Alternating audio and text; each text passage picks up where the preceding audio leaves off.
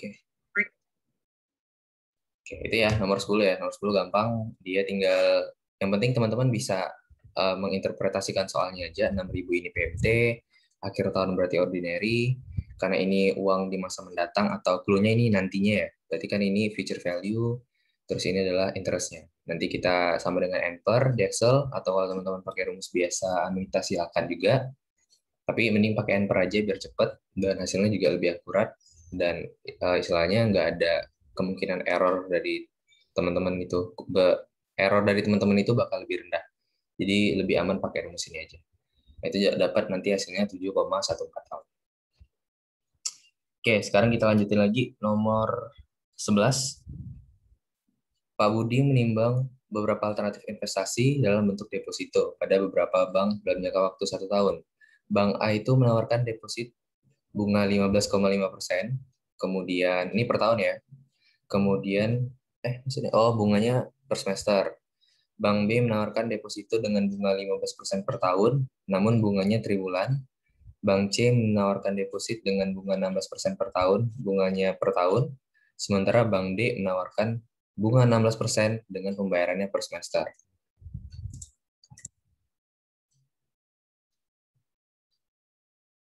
Enggak, ini mulainya dari jam 10 ya, tapi yang untuk nomor 1 sampai 9-nya udah ada di pembahasan di video record yang UTS 2 tahun lalunya udah, yang 1 sampai 9. Nanti bisa dilihat recordnya aja. Jadi kita lanjutin yang kemarin dulu. Itu ya, mungkin yang baru join. Oke, aku lanjutin lagi. Nah, ini gampang banget ya. Jadi kalau teman-teman ketemu kayak gini, misalkan dia dihadapkan sama beberapa opsi dan kita disuruh memilih mana yang lebih menguntungkan atau istilahnya kita pasti milih yang menguntungkan kan. Tapi kita harus tahu dulu posisi Pak Budi ini sebagai apa. Karena Pak Budi ini sebagai investor, berarti dia pingin bunga yang tinggi sebagai investor ya. Tapi kalau dia sebagai misalkan sebagai debitur, sebagai dia yang minjam uang, dia tentunya ingin bunga yang paling rendah. Karena ketika kita invest, bunga ini merupakan sebuah tambahan keuntungan. Sementara kalau kita debitur, kita minjam uang, bunga ini merupakan cost bagi kita. Jadi mana yang terbaik tergantung. Jadi jangan teman-teman simpulkan bahwa kalau bunga lebih tinggi lebih baik, bunga lebih rendah lebih buruk. Jangan kayak gitu. Pahamin dulu posisi individu sebagai apa. Nah, untuk yang soal-soal kayak gini, itu biasa kita pakai EAR. Itu udah sering kita bahas di LMS ya. Jadi mungkin aku nggak buat cara spesifiknya, tapi tinggal teman-teman buat aja EAR-nya. Nah, nanti itu cari yang paling tinggi. Nah, nanti yang paling tinggi itu adalah Bank D. Yang itu, yang ini, 16% ditawarkan bunga per semester. Jadi 15,5% ini semi annually, nanti dicari EAR-nya, kemudian 15 per tribulan ini dicari EAR-nya juga, yang 16% per tahun itu cari EAR-nya, dan D yang 16% per semester juga dicari EAR-nya. Dari sini udah kelihatan, 15,5 dengan 15 pasti kalah dengan 16 nih. Dan sekarang kalau kita lihat 16% yang C itu adalah per tahun, sementara 16% yang semi annually itu per semester. Otomatis karena pre-compoundingnya lebih banyak, pasti yang 16% D ini bakal hasilnya lebih tinggi secara EAR. Nanti bisa teman-teman buktikan sendiri gimana sih efek dari periode compounding ini bisa membuat bunga itu lebih tinggi dari bunga yang tercatat pada aslinya. Ini jawabannya D. Nah, nanti kalau misalkan kita ganti sudut pandang ya, misalkan Pak Budi ini adalah seorang peminjam atau seorang debitur, kita bukan milih yang D, tapi kita cari yang paling kecil. Misalkan di sini, nah kemungkinan yang paling kecil antara A sama B ya, karena kan A itu 15,5, B itu 15% tribulan. Nah, yang paling kecil itu antara A sama B. Gitu. Jadi teman-teman perhatiin benar-benar sudut pandangnya, karena ini soal yang gampang, tapi kalau teman-teman salah sudut pandangnya, hasilnya juga bakal salah. Gitu untuk nomor 11. Oke, ini masih gampang banget. Kita lanjut ke nomor 12. Poltak ingin mempersiapkan warisan untuk 2 anaknya dengan mendepositokan 10 juta setiap tahun selama 10 tahun ke depan ke dalam 2 rekening terpisah dengan proporsi 60% untuk anak pertama dan 40% untuk anak kedua. Nah, ini soalnya sedikit divariasiin ya. Asumsikan tingkat bunga 5% dan berapa sih nilai deposito yang dia wariskan untuk anak pertama pada akhir tahun ke-10. Oke, berarti dia dia itu karena dia depositnya tiap tahun, ini merupakan PMT. Nih, kalau teman-teman baca, kita mendepositkan 10 juta per tahun selama 10 tahun. Ini adalah N. Nah, kemudian berarti proporsi anak pertama 60%, proporsi anak kedua 40%, tingkat bunga 5%, dan ini merupakan anuitas ordinary karena di soal dibilang adalah akhir tahun ke-10. Berarti ini adalah ordinary. Nah, caranya gimana? Untuk nomor 12 ini, teman-teman silakan cari future value-nya. Sebentar. Ya, teman-teman cari future value-nya. Nanti pakai di Excel sama dengan future value. Nah, yang perlu teman-teman bedakan adalah PMT-nya. Di sini, aku buat aja di sini, PMT total adalah 10 juta. Namun, dia memecah deposit 10 juta ini ke dua bagian, di mana 6 jutanya untuk anak pertama, anak satu, sementara 4 juta sisanya adalah untuk anak kedua. Otomatis sebenarnya PMT-nya nggak 10 juta masing-masing anak, tapi PMT-nya adalah satunya 6 juta, satunya 4 juta. Tapi untuk waktu sama-sama 10 tahun, untuk bunga sama-sama 5%. Jadi yang membedakan hanya PMT-nya aja. Jadi teman-teman cari pakai sama dengan future value ordinary, dengan PMT-nya 6 juta, nanti teman-teman dapatkan hasilnya adalah 75.468.000. Tapi kalau misalkan yang ditanya adalah anak kedua, berarti PMT-nya 4 juta, bukan 10 juta, bukan 6 juta. Nanti teman-teman dapatkan hasilnya adalah, kalau nggak salah ini tadi, yang A aku hitung. Yang B, sorry. Ini kalau misalkan anak kedua ya. Anak kedua. Gitu. Jadi, proporsi 60% sama 40% ini kalau kita lihat hanya dari proporsi depositnya. Nah, itulah kenapa PMT-nya dibedain dari awal. Jadi nggak bisa, nah ini mungkin tadi aku udah ngetes juga ya. Teman-teman nggak bisa feature valuing dengan PMT-nya 10 juta. Itu nggak bisa. Nanti mungkin ada yang berpikiran juga, gimana kalau misalkan langsung aja 10 juta, terus dari hasil feature value-nya teman-teman bagi proporsi, itu nggak bisa. Hasilnya beda. Dan mana yang lebih tepat? Lebih tepat yang ini. Jadi karena depositnya udah beda dari awal, efek compoundingnya beda. Sementara kalau teman-teman maksain PMT-nya 10 juta, berarti kita compounding bunganya itu 10 juta, bukan 6 juta. Sehingga walaupun nanti ada feature value, terus teman-teman bagi proporsi 60-40, itu nggak sama hasilnya. Dan itu salah, karena per di compoundingnya ataupun mengcompounding bunganya dari 10 juta, bukan dari 6 juta. Jadi jawabannya, dipecah dulu PMT-nya. Jangan di feature value dulu, baru dipecah proporsi. Gitu. Ini untuk nomor 12, jawabannya A. Karena kebetulan aku salah nomor ini kemarin. Aku pakai cara yang feature value. Karena kan 55 soal nih, jadi aku ngebut banget. Kayak, ya pengen cepet selesai, bukan pengen cepet selesai, pengen selesai semuanya. Dan akhirnya apa? Aku gegabah, aku pakai feature value, terus udah dapet feature value-nya berapa, aku bagi 60%, 40%. Hasilnya beda.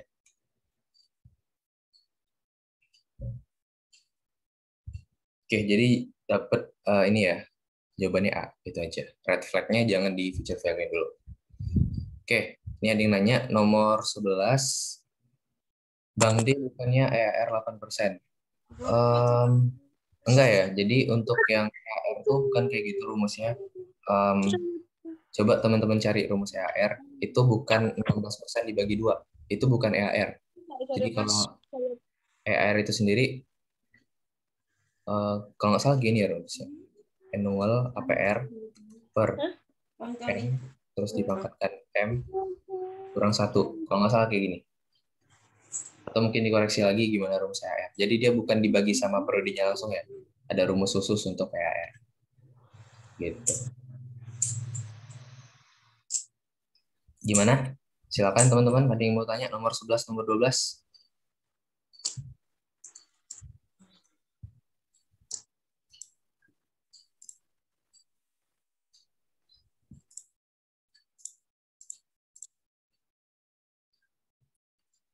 Nanti ya kalau mau di Excel nanti aku coba di Excel soalnya kita masih ngejar yang UTS ini ya, UTS tahun lalunya. Tapi sebenarnya kalau mau teman-teman lihat caranya itu ada di ini ya, di apa? Di PSB. Nanti aku ini di bawah ini ada jawaban PSB. Jadi ini aku buat jawaban versi sendiri dulu nih ya. Ini udah ada jawaban versi PSB.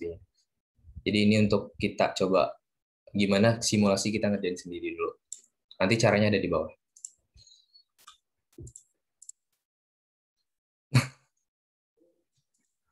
Ya tuh kalau mau pakai cheat sheet boleh juga. Oke, kita lanjut dulu ya biar kita bisa ngejar yang tahun lalu. Oke, untuk nomor 13, Alison berkomitmen untuk membeli sorry. Alison berkomitmen untuk membeli rumah seharga 50.000 pada tahun 2030. Oke, berarti 50.000 ini udah jelas pasti future value. Pada tahun 2020, dia berencana membuat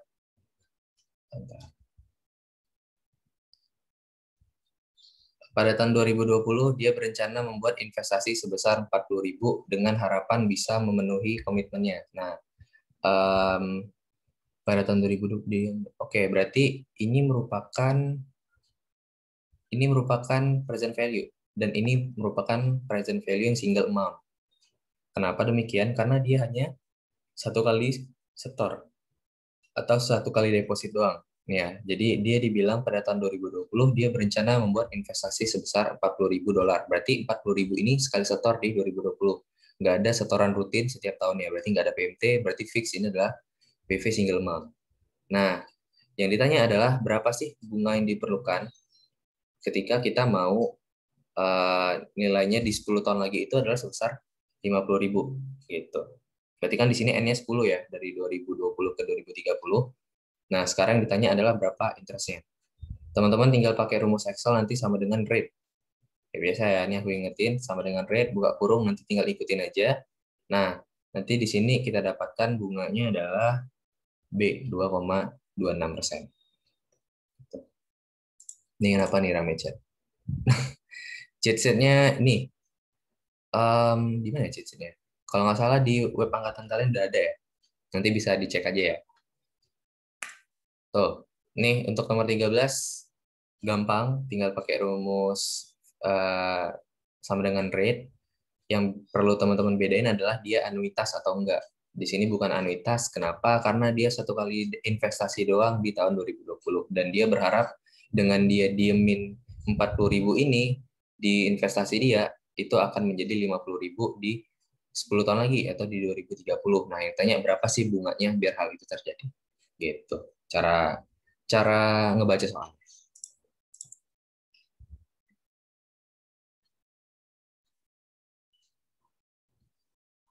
Oke, nomor 13 gini ya. Ntar pokoknya kalau dia mau tanya, itu aja, langsung di-chat aja. Nomor 14, Pak Badu itu mempunyai kontrakan 13 pintu. Dia sewakan kepada mahasiswa PKN STAN dengan tarif 1,23 juta per kamar per tahun. Kosan mana nih 1 juta per tahun? Dan dibayar di awal tahun. Nah, ini berarti dia annuity due. Pada awal tahun ke-11, oke, beliau bermaksud menjual kontraknya dengan harga 1,75 M.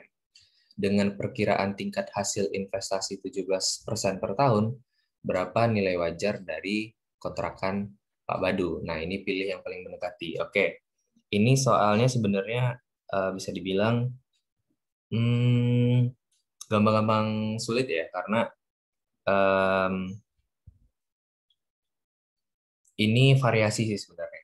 Nah, teman-teman jangan peduliin yang 1,75 M-nya ini dulu. Tapi teman-teman cari future value dari investasinya. Ini yang pertama.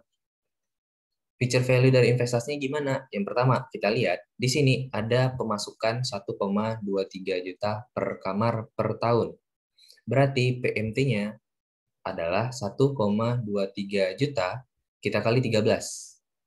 Kenapa? Karena ya dia 13 kamar. Itu dapat hasilnya nih 15.990.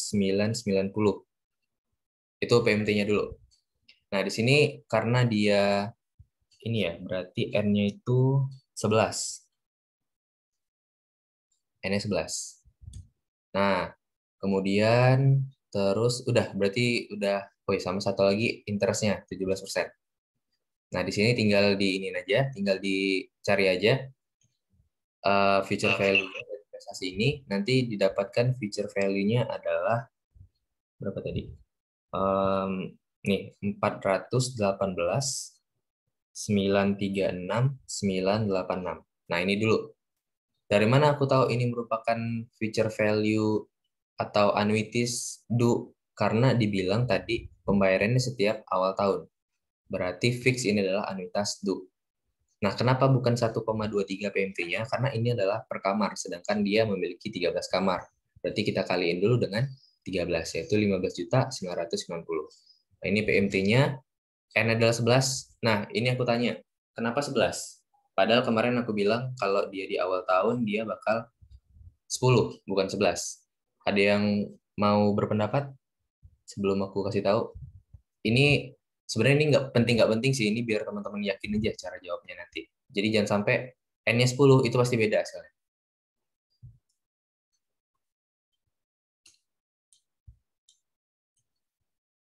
Nah, benar.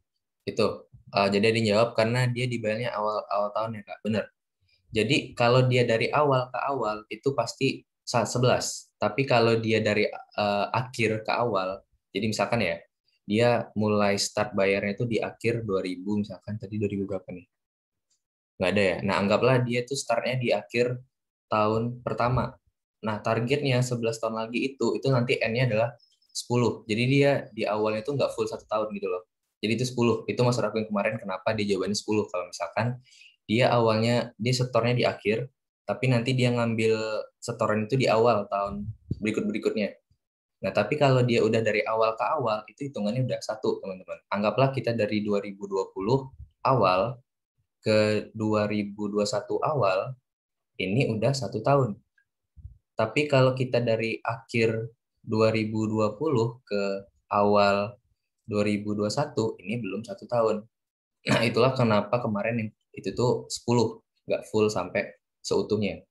Gitu. Nah, kalau ini dari awal ke awal, berarti udah kehitung 1 tahun. Nah, ini satu hal yang simple, tapi perlu teman-teman pahamin.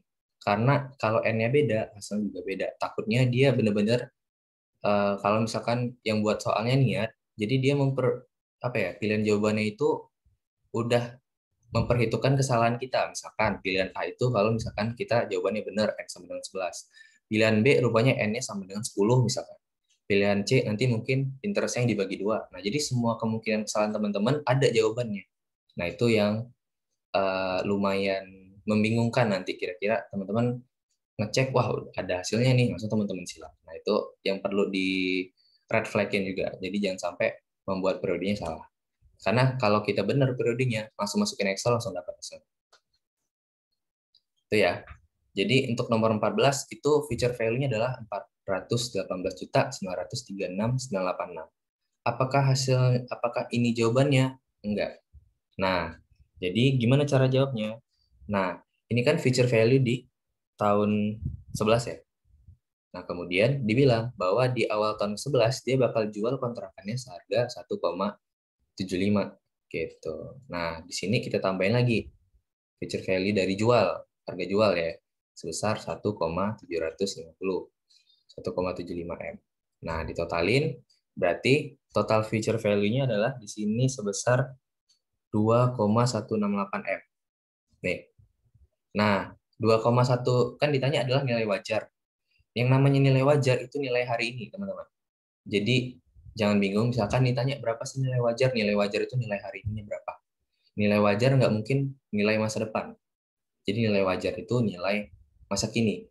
Nilai wajar berbeda sama nilai pasar. Ya, nilai wajar itu nilai aslinya berapa kira-kira pada hari ini. Tapi kalau nilai pasar, dia karena udah proses permintaan dan penawaran, harganya jadi naik atau lebih turun dari nilai wajarnya. Nah, itu biasanya terkecohnya itu di obligasi atau enggak saham. Jadi bedakan nilai wajar sama nilai pasar. Nah, ini kita pakai aja yang PV. PV sama dengan future value dibagi 1 ditambah interestnya tadi 17%, pangkat 11. Nah, nanti kita dapatkan PV-nya itu sebesar 385 juta. Jawaban itu yang ini. Gitu. Jadi, pertama ditambahin dulu pendapatannya, 418.936. Ini kan pendapatannya si Pak Badu. Kemudian ditambahin dengan harga jual pada saat itu. Nah, kemudian barulah kita present value. Karena tujuan dari kita mencari harga wajar ya sama aja dengan kita mencari nilai di masa sekarang. Jadi nanti hasilnya adalah 385.658.098. Gitu, teman-teman. Oke, aku bacain pertanyaan satu-satu dulu. Mas, kalau due date itu berakhir di tanggal itu atau tanggal setelahnya? Berarti di tanggal itu ya? Due date itu di tanggal itu. Berarti tanggal setelahnya itu nggak bisa. Ibaratnya kalau misalkan kita minjem nih, due date pembayaran itu tanggal 10 Januari. Pembayaran terakhir itu 10 Januari. Kita melunasi sebelum 10 Januari boleh, tapi kalau kita melunasin setelah 10 Januari, kita bakal kena denda. Itu di AKM ada tuh. Kalau di Mancune kayaknya nggak sampai situ. Kalau pakai Excel tetap satu kan Kak itunya. Kalau perhitungan N sesuai perintah dimulai akhir. Ya benar. Jadi untuk yang rumus Excel-nya karena dia ordinary, karena dia anything do, jangan lupa belakangnya satu ya. Jadi kalau teman-teman ingat kalau 0 itu awal, kalau satu itu akhir. Sorry, kebalik. Satu itu akhir, satu itu akhir, 0 itu awal. Nah ini ntar code di Excel-nya ya. Harusnya kalau udah ada cheat-sheet kayaknya teman-teman nggak perlu ngingetin ini lagi. Tapi udah langsung ada tabelnya. Gitu. Terus, oke. Ini ada yang nanya, nah ini pertanyaan mana tadi? Nah, ini pertanyaan menarik. Kenapa sih ditambah sama 1,75? Oke, jadi kalau teman-teman ingat materi masalah nilai wajar untuk aset tetap ya khususnya. Nilai wajar itu memperhitungkan gimana kemampuan ekonomis dari si aset tetapnya. Jadi kalau aset tetap itu sekiranya nanti, misalkan ya, eh, kan aku nih orang Sumatera nih, orang Sumatera itu belum ada tol, tol itu baru sampai di Sumatera Selatan. Nah kebetulan aku di Jambi nih, jadi kasusnya sekarang itu lagi ada kayak sengketa tanah sama pemerintah pusat yang membangun jalan tol sama masyarakat di Provinsi Jambi. Mereka ditawarin kalau harga harga rumahnya itu bakal digusur dan mereka bakal dapat harga misalkan 1 miliar. Nah 1 miliar ini kenapa bisa 1 miliar? Padahal dulu mereka hanya beli tanah di rumahnya itu mungkin hanya 500 juta. Karena ada potensi daerah itu bakal jadi daerah perekonomian dengan ada jalan tol. Gitu. Jadi kemungkinan nilai ekonomisnya bakal naik atau ada potensi ekonomis. Nah, itulah kenapa 1,75 M ini diperhitungkan. Karena bakal ada kemungkinan dia itu bisa terjual dengan harga sekian. Ya bisa jadi PKN Stan itu memang strategis tempatnya. Terus yang memang di situ mahasiswanya banyak. Jadi potensi kenaikan nilai ekonomis ditambahin gitu. Baru setelah ditambahin totalnya 2,168 M.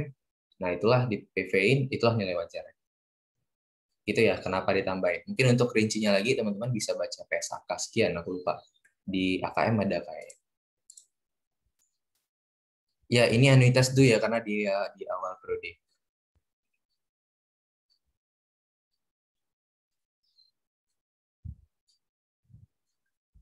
Kak, itu feature filenya kok 418936986 ya? Iya, emang segitu nggak sih? Atau ada yang beda hasilnya?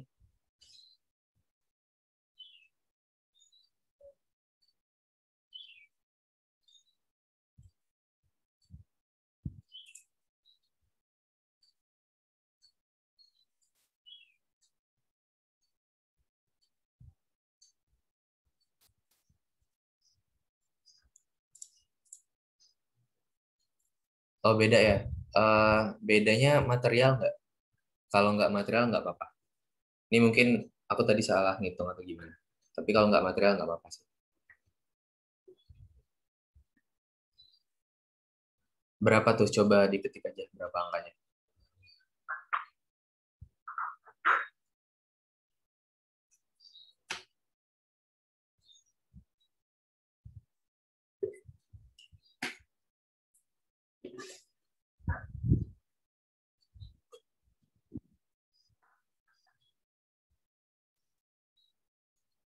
Oke, kita lanjut aja dulu ya untuk nomor 14. Kemungkinan kayak gitu. Kalau misalkan beda, nanti coba dicek lagi deh. Kira-kira mana sih yang paling mendekatinya. Coba juga ya. Oke, ntar aku cek lagi deh kira-kira salahnya juga. Nomor 14, kita itu dulu, kita tandain dulu. Yang penting, cara jawabnya kayak gitu ya teman-teman. Teman-teman feature value-in, terus ditambahin dengan potensi nilai ekonomisnya, baru di present value-in. Itulah nilai wajarnya. Oke, kita lanjut dulu ke teori nomor 15. Harga saham biasa biasanya ditentukan oleh, ayo ini kira-kira apa jawabannya? Ini teori yang gampang. Harga saham ditentukan oleh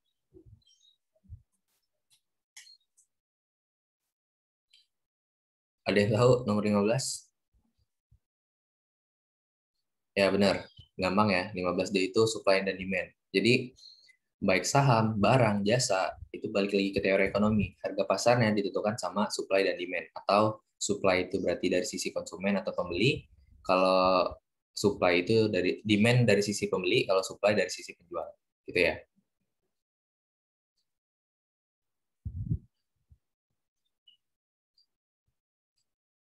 Nomor 14 pakai N sama dengan 10 ya.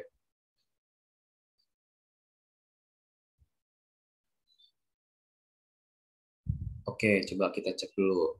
Nomor 14. Hmm, dia dari awal 11.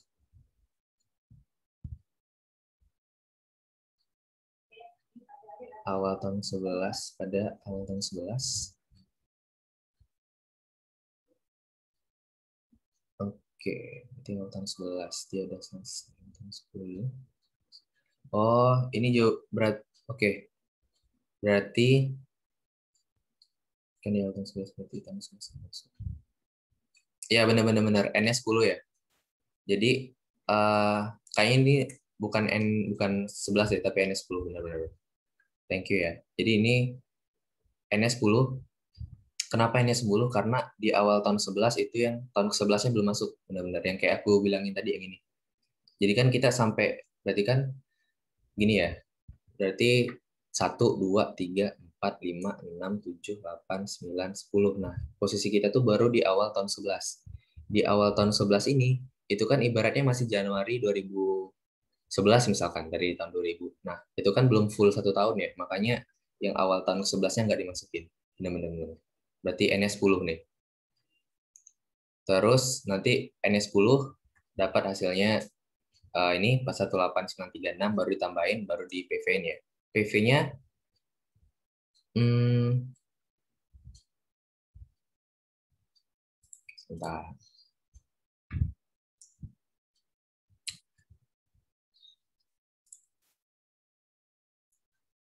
Oke, nanti PV-nya tetap dari tahun ke-11 ya, karena dia sekarang udah di...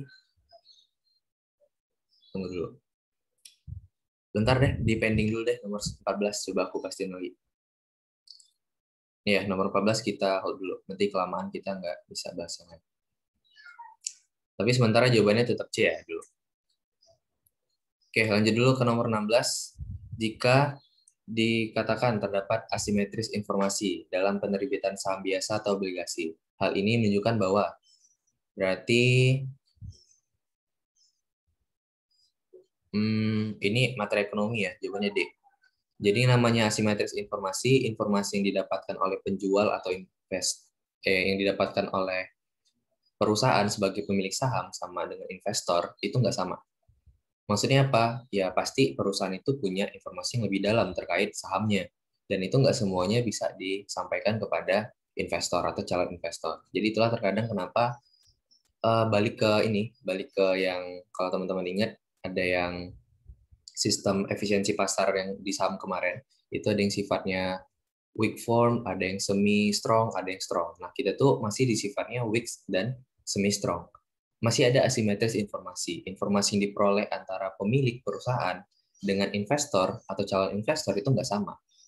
Yang pasti lebih akurat informasi dari manajemen perusahaannya. Karena investor itu ya hanya tahu paling luar-luarnya aja atau kulit-kulitnya doang. Jadi nggak full bener-bener 100% tahu informasi terkait perusahaan itu. Jadi jawabannya adalah 16D. Asimetris informasi itu perbedaan informasi. Ini di ekonomi ada, aku rasa ini nggak masalah. Terus di nomor 17, apabila saudara sedang mempertimbangkan berinvestasi di industri infrastruktur, berikut ini manakah yang non-diversifiable risk? Non-diversifiable risk ini namanya adalah resiko sistematik. Kenapa? Yang namanya resiko sistematik itu tidak bisa tidak bisa didiversifikasikan. Jadi resiko sistematik ini karena memang memengaruhi seluruh pasar, dia nggak bisa didiversifikasikan. Nah, untuk sebagai ilang subsidi dari pemerintah. Oke, sekarang kita bedah satu-satu yang kira-kira mana sih yang merupakan resiko sistematik? Yang A, resiko akibat hilangnya subsidi dari pemerintah. Nah, ini merupakan resiko unsistematik. Kenapa? Karena bisa jadi memang pemerintah itu hanya ngasih subsidi kepada industri infrastruktur, bukan seluruh pasar. Nah, ini merupakan resiko tidak sistematik. Berarti salah. Kemudian resiko karena dampak kecelakaan kerja dalam satu proyek, ya ini berarti kan kesalahan dari perusahaan sendiri. Ya ini namanya resiko tidak sistematik. Resiko meningkatnya harga besi dari negara tertentu, ya ini resiko tidak sistematik. Karena hanya mempengaruhi industri infrastruktur, nggak sampai ke semua industri. Berarti dia bisa didiversifikasikan dengan cara kita menanam saham di industri lain, bukan industri infrastruktur, ya bisa jadi di industri perbankan, industri penerbangan, dan industri lainnya. Nah, jadi jawabannya adalah risiko politik sebagai hasil pemilu. Ini bisa jadi karena kalau kemarin kan yang di Pilpres kemarin kan itu ya paling kita hanya apa ya, ricuhnya itu masih santai lah, belum terlalu gimana-gimana. Tapi ada beberapa negara yang memang hasil pemilunya itu atau hasil pemilihan presidennya itu udah pasti ketahuan siapa yang menang gitu loh. Nah, itu biasanya kalau memang nanti masyarakatnya udah memang gak puas, ya akhirnya ada resiko politik di sana.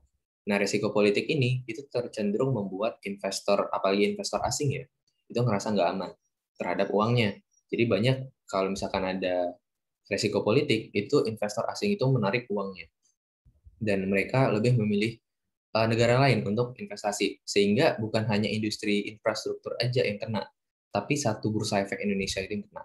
Itulah kenapa bisa IDX itu turun anjlok ke bawah itu karena kayak gitu. Biasanya ada pengaruh dari penarikan modal asing. Nah, itu resiko sistematik yang tidak bisa teman-teman diversifikasikan karena semua industri kena. Jadi jawabannya D untuk nomor 17.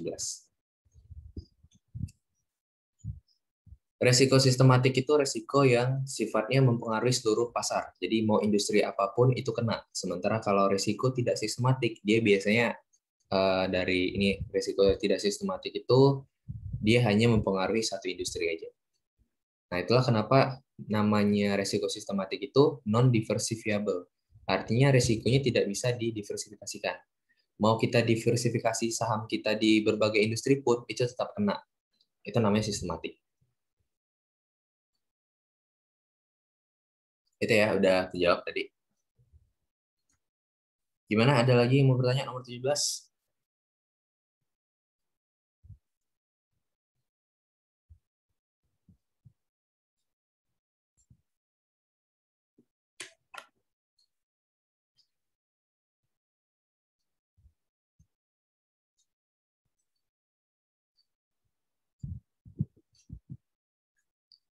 Oke, cek lagi. Aman ya? Oke, kita lanjut lagi ke nomor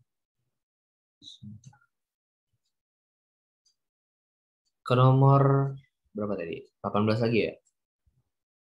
Nah, security market lain mengubah risiko dan return aset pada menghubungkan risiko dan return aset pada suatu kondisi pasar. Apabila tingkat inflasi naik, maka garis SML akan naik jawabannya. Nah, ini silakan teman-teman kalau ingat dalam bunga itu ada lima ini ya, lima bunga, bukan bunga sih, 5 resiko. Nah, jadi ketika inflasinya naik, itu ada berbagai resiko. Nanti coba teman-teman lihat di PPT-nya aja, itu gampang. Nah, jadi semuanya ketika dari salah satu dari 5 resiko itu naik, ya otomatis bakal naik juga SML-nya, kurvanya. Nah, itulah kenapa ketika inflasi naik, inflasi itu salah satu dari 5 itu, maka garis SML-nya akan naik. Tapi kalau nanti justru turun, maka ya dia akan turun. Jadi mereka berbanding lurus antara 5 faktor itu dengan SML. Beta itu nggak ada hubungannya, tidak ada perubahan itu salah. Jadi, nih, jawabannya D. Materi pertemuan berapa ya? Tentang SML itu masalah saham kayaknya. Stock valuation kayaknya. Coba ntar dicek aja. Udah ada aku cantumin kok di PPT-nya. Tapi aku lupa TM berapanya. Kita lanjut lagi, karena masih banyak soalnya. 19, obligasi yang mempunyai resiko sangat tinggi dan biasanya mempunyai rating di bawah investment grade disebut dengan, ini gampang ya, ini jawabannya junk bond. Ingat aja junk itu sampah, jadi bond itu kayak sampah. Yaitu sifatnya non-investment grade atau tidak direkomendasikan untuk kita investasi di sana. Kenapa? Karena resiko sangat tinggi.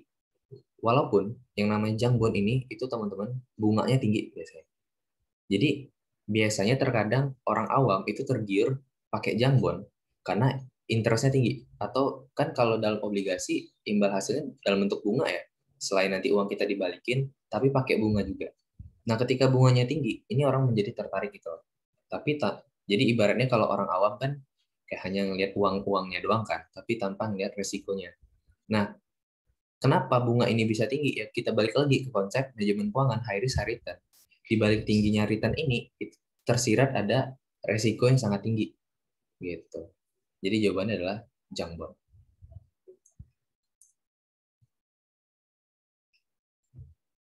Nah, ya junk food kayak gitu loh.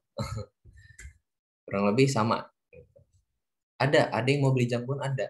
Jadi yang sifatnya kita di teman-teman kalau apa ya, ini mohon maaf kalau misalkan ada yang sebenarnya salah nggak salah sih, tergantung teman-teman bisa manfaatinnya atau enggak. Mungkin junk bond ini akan untung ya kalau memang ya tadi sifat orangnya spekulat. Ibaratnya sama kayak cryptocurrency, itu sebenarnya sifatnya junk juga kalau dalam bond. Dia bisa menghasilkan return yang sangat tinggi, tapi dia volatil. Volatil di sini gampang dipengaruhi sama seseorang. Kita sebut aja Elon misalnya. Dan yang namanya investasi, kalau gampang digerakkan sama satu orang atau beberapa orang atau bahkan sama satu instansi, itu sifatnya spekulatif masih. Karena ibaratnya kita nggak bisa melakukan analisis secara mendalam di sana. Percuma kita melakukan analisis, tapi ketika ada satu orang yang mainin saham itu atau kripto itu langsung naik, langsung turun. Nah itu kan sifatnya itu spekulatif. Ada yang make ada, ya karena tadi berharap sama return yang instan ini. Tapi ya nggak selamanya itu akan menguntungkan, bisa jadi apes. Gitu. Kenapa jambon itu ada ya kayak gini. Kalau di saham itu saham gorengan. Saham gorengan itu terkadang kalau teman-teman tahu timingnya dan bisa analisisnya, itu ada di suatu kondisi bakal harganya bakal tinggi. Tapi ya mungkin beberapa menit habis itu harganya bakal anjlok anjloknya gitu. Jadi di balik high return tadi ada risk yang tinggi juga. Bang, kalau convertible buat saham yang sakit, kayak PT Bumi Resources itu jangan juga. Nah, eh, aku untuk kalau PT Bumi ini kan, apa ya, PT Bumi ini sering diejekin sih, sama, maksudnya sering menjadi bahan olok-olokan sama investor-investor, karena PT Bumi ini sekarang itu kurvanya, kalau nggak salah udah beberapa bulan atau hampir setahun ya, dia tuh nggak pernah naik lagi. Dia nggak pernah, ya, jadi dia stagnan gini aja kurvanya. Nah, apakah itu junk bond atau enggak itu aku nggak bisa pastiin karena aku belum terlalu melihat gimana PT Buminya, dan juga kita kalau mau lihat obligasi itu junk bond atau enggak kita lihat ratingnya. Jadi IDX itu kalau nggak salah dalam obligasi ada ratingnya. Nah itu yang bisa teman-teman jadiin patokan. Kalau di Indonesia ya, investment yang direkomendasikan itu triple B. Kalau udah di bawah triple B itu udah mulai ada unsur spekulatifnya. Gitu. Ntar teman-teman lihat aja. Di IDX itu ada, biasanya kalau mau beli obligasi, pasti ada ratingnya. Kalau nggak ada rating, nggak usah dibeli. Saham gorengan harganya murah terus di pasar, Kak. Sebenarnya bukan masalah murah atau enggaknya, tapi dia bisa dimainin gitu loh. Nah, jadi misalnya dimainin apa ya? Jadi kan sebenarnya um, apa ya? Saham ini harga pasarnya naik turun itu karena supply dan demand. Jadi ketika ada satu orang nih misalkan, aku anggap aja tadi si Elon ini, satu orang ini nyetok uang banyak ke saham itu, pasti harga saham itu bakal naik. Nah, ketika naik, itu pasti orang-orang pengen beli juga nih, oh ini naik terus, harganya lagi naik nih. Nanti kalau aku beli pasti bakal naik lagi. Nah, jadi mulailah banyak nih yang nyetor lagi. Nah, ketika harganya udah mulai rada naik, nah si Elon ini ngelepas misalkan. Set, kan Elon kan modalnya banyak ya, sampai ya bisa jadi miliaran dolar. Dan kita yang hanya nyetor sekian-sekian, pasti nggak bisa menggerakkan pasar. Dan ketika Elon itu udah cabut dari kriptonya, tiba-tiba harganya pasti turun dong, balik ke titik awalnya lagi. Nah itu maksudnya saham gorengan itu juga kayak gitu, sama kayak kripto. Kurang lebih gampang dimainin. Kalau di saham itu ada pelaku-pelaku brokernya. Nanti kalau teman-teman tertarik, bisa di YouTube banyak kok. Itu enaknya kalau memang banyak duit. Jadi kita bisa mancing masyarakat di dunia, nanti ketika harganya naik kita lepas, kita untung, ya yang nyetor-nyetor nih karena telat timingnya, nggak sesuai dengan timing Elon, ya rugi. Tuh. Dan naiknya itu benar-benar nggak masuk akal. Itulah kenapa dibilang gorengan. Kayak naiknya bisa 50%, 100%, dan itu sangat nggak masuk akal untuk kategori saham yang bahkan fundamentalnya bagus seperti BCA, terus saham-saham perbankan ataupun saham-saham yang udah berdiri lama lah. Itu nggak masuk akal kalau returnnya bisa 50%, 100%, dan kayak gitu. Itu dulu ya untuk kalau masalah saham itu seru sih nanti teman-teman, apalagi kalau nanti udah kerja. Jangan sampai kita kan udah dapat pelajaran investasi ya. Kalau nanti udah gajian, jangan lupa sisihkan untuk investasi gitu. Karena apa ya, sekarang itu udah bukan bukan apa ya, udah karena teman-teman ada ilmunya, jadi ya kenapa harus di deposit doang, bisa dimanfaatkan untuk hal-hal lain. Bahkan nanti kalau mungkin ada udah yang lebih banyak lagi gajinya, bisa ke properti dan segala macam. Kita lanjut dulu nomor 20. Yield to maturity pada sebuah obligasi adalah um, nomor 20 ini jawabannya C ya. Jadi menjadi required rate of return bagi investor untuk berinvestasi. Jadi YTM itu bisa kita ibaratkan sebagai bunga yang diharapkan oleh investor. Nah, jadi bunga yang diharapkan sama investor inilah yang akan dicocokkan dengan bunga dari perusahaan atau coupon rate. Gitu. Jadi dari YTM sama perbandingan dengan coupon rate inilah kita bisa melihat nanti bond itu lakunya secara premium atau secara diskon. Gitu. Ini pelajaran yang udah sering kita ulang-ulangi, jadi jangan sampai teman-teman lupa. Ya, jatuhnya sama kayak expected rate dari sisi investor.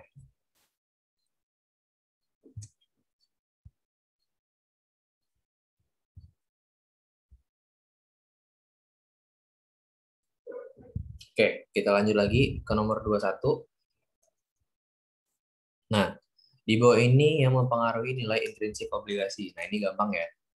Pertama, required rate of return jelas, karena dalam menghitung nilai intrinsik itu sama aja dengan nilai wajar.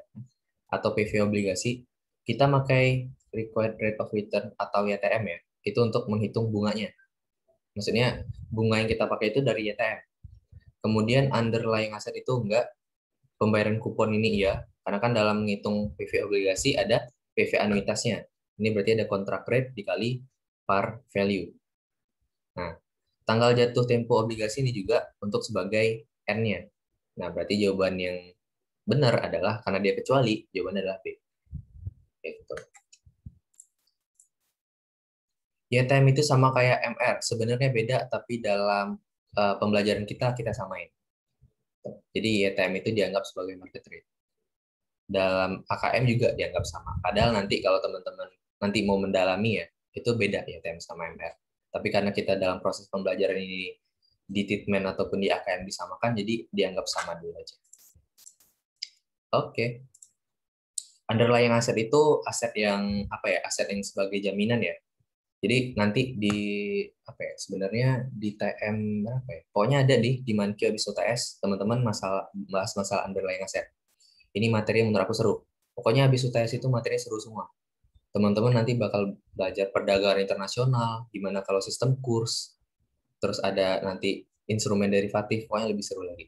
Tapi basic dari UTS-nya jangan dilupain, karena bakal ke bawah terus. Tuh, jadi untuk yang underlying aset ini nggak kita perhitungkan. Underlying aset itu aset yang digunakan sebagai jaminan. Jadi terkadang obligasi ini kita sebagai investor kan menjamin uang kan gitu ya kalau obligasi ke perusahaan. Nah, kita sebagai investor itu butuh aset jaminan juga dari perusahaan. Jadi ibaratnya ketika perusahaan itu gagal membayar utangnya kepada kita saat itu tempo, kita bisa mengklaim asetnya, aset yang perusahaan jaminkan. Nah, itu ada kasus-kasus yang seperti itu. Tapi nggak diperhitungkan sebagai nilai obligasi. Dia sebagai jaminan aja. Itu namanya underlying asset. Ada lagi, teman-teman?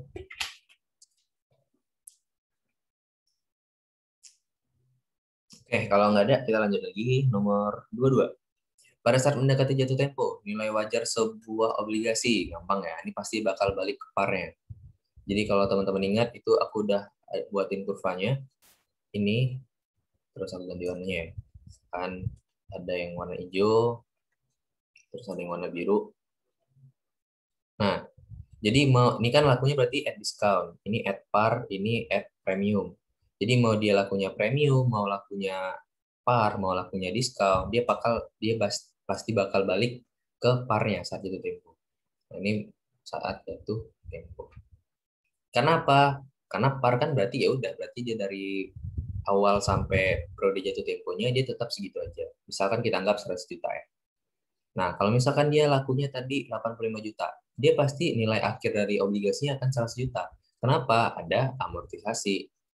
Yang premium misalkan lakunya 115, pasti akan nurun dan hasilnya bakal 100 juta. Karena apa? Karena ada amortisasi. Gitu. Jadi jawabannya adalah C, mendekati nilai par. Nilai intrinsik itu maksudnya nilai real dari obligasinya atau nilai wajar dari obligasinya atau PV. Kembali lagi, nilai wajar itu PV. Gitu. Jadi nilai intrinsik belum tentu sama dengan nilai pasar. Kenapa? Karena nilai intrinsik itu benar-benar nilai real dari perusahaannya atau obligasinya, tapi nilai pasar itu udah ada campur tangan demand dan supply tadi. Bayangin, misalkan, nah ini aku balik lagi ke kripto tadi, nilai intrinsik dari suatu kripto misalkan 500 doang. Nggak nyampe sih, 500 lah. Kita anggap 500 nih. Tapi karena ada si Elon tadi, karena dia banyak nyetornya tadi ke perusahaan ini, nilai nilai pasarnya itu menjadi 1 juta. Bayangin 1 juta dengan 500 perak itu beda jauh. Nah, ini nilai intrinsik, ini nilai pasar. Nah, nanti karena orang tertarik karena nilainya 1 juta, nah, maka orang naik pada masuk semua nih ke 1 juta. Nah, ntar mungkin Elon ngelepas di 1,2 juta misalnya. Nah, di titik ini si Elon ngelepas. Ketika Elonnya udah cabut, kan Elon ini nyetor banyak ya. Dan otomatis harga sahamnya bakal mendekati intrinsik lagi, sebesar 600 misalnya. Nah, ini kan orang belinya di 1,2 juta, tapi tiba-tiba karena Elonnya cabut, harganya balik lagi ke harga mendekati intrinsiknya, yaitu 600. Nah, gini. Jadi nilai intrinsik tuh, ya itu sebenarnya nilai perusahaan itu segitu. Kalau udah nilai pasar, itu udah ada efek dari supply dan demand. Gitu.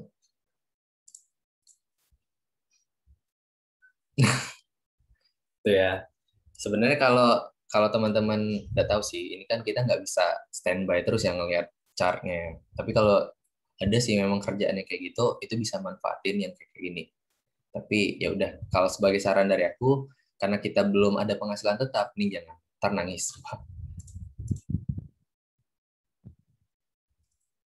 Oke, kita lanjut lagi ke nomor 23. Price earning ratio akan naik bila terjadi ini jawabannya A ya, RR. Oke, jadi um, benar record rate of return.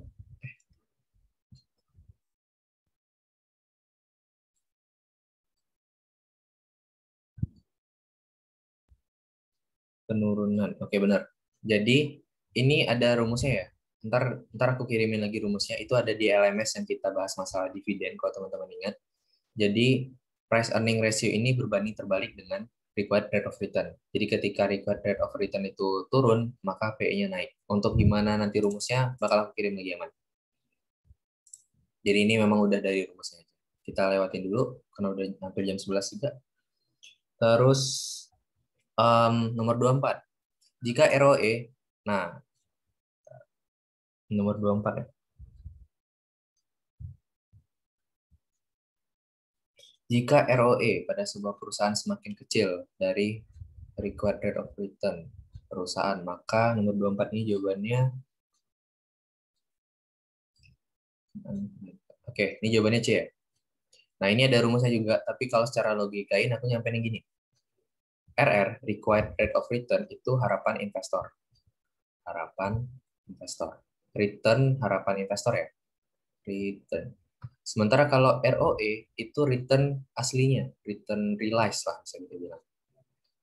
Ibaratnya ketika kita berekspektasi tinggi tapi dipukul sama realita, nah itu investor menjadi kecewa, ya kan? Intinya kecewa lah. Ketika kecewa, ya otomatis pasti ada beberapa investor atau bahkan banyak investor yang cabut dari perusahaan itu.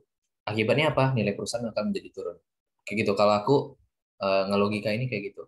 ROE dengan required rate of return. Sebaliknya misalkan required rate of return investor itu hanya 5%, kan? Tapi ternyata ROE-nya adalah 7%. Wah, ini lebih dari ekspektasi investor. Investor bakal senang nih. Nah, ini akan mengundang investor-investor lain. Ayo join lagi segini. Nah, itulah kayak gitulah pom-pom dari si Elon. Kayak kita itu nggak berharap apa-apa dari Dogecoin tiba-tiba naik karena bantuan Elon ini menjadi 100%, kan itu mengundang investor lain kan. Nah, jadi seolah-olah nilai dari Bitcoin itu naik misalkan. Nah, gitu. Ntar kalau tiba-tiba dia cabut, returnnya turun, nah itu nilai dari itunya bakal turun juga. Jadi ibaratnya kita ngebandingin sama ekspektasi dengan realita. Ketika ekspektasinya lebih kecil, lebih besar daripada realita, ya pasti banyak investor yang akan lepasin sahamnya. Jadi nilai perusahaan itu akan jadi turun.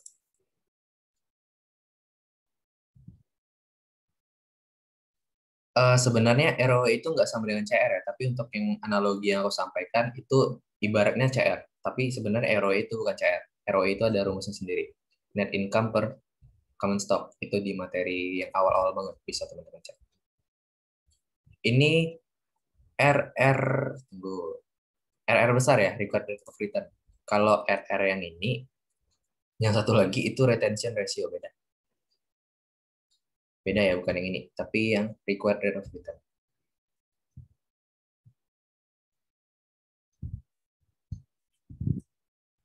Ada lagi nomor 24 sebelum kita lanjut.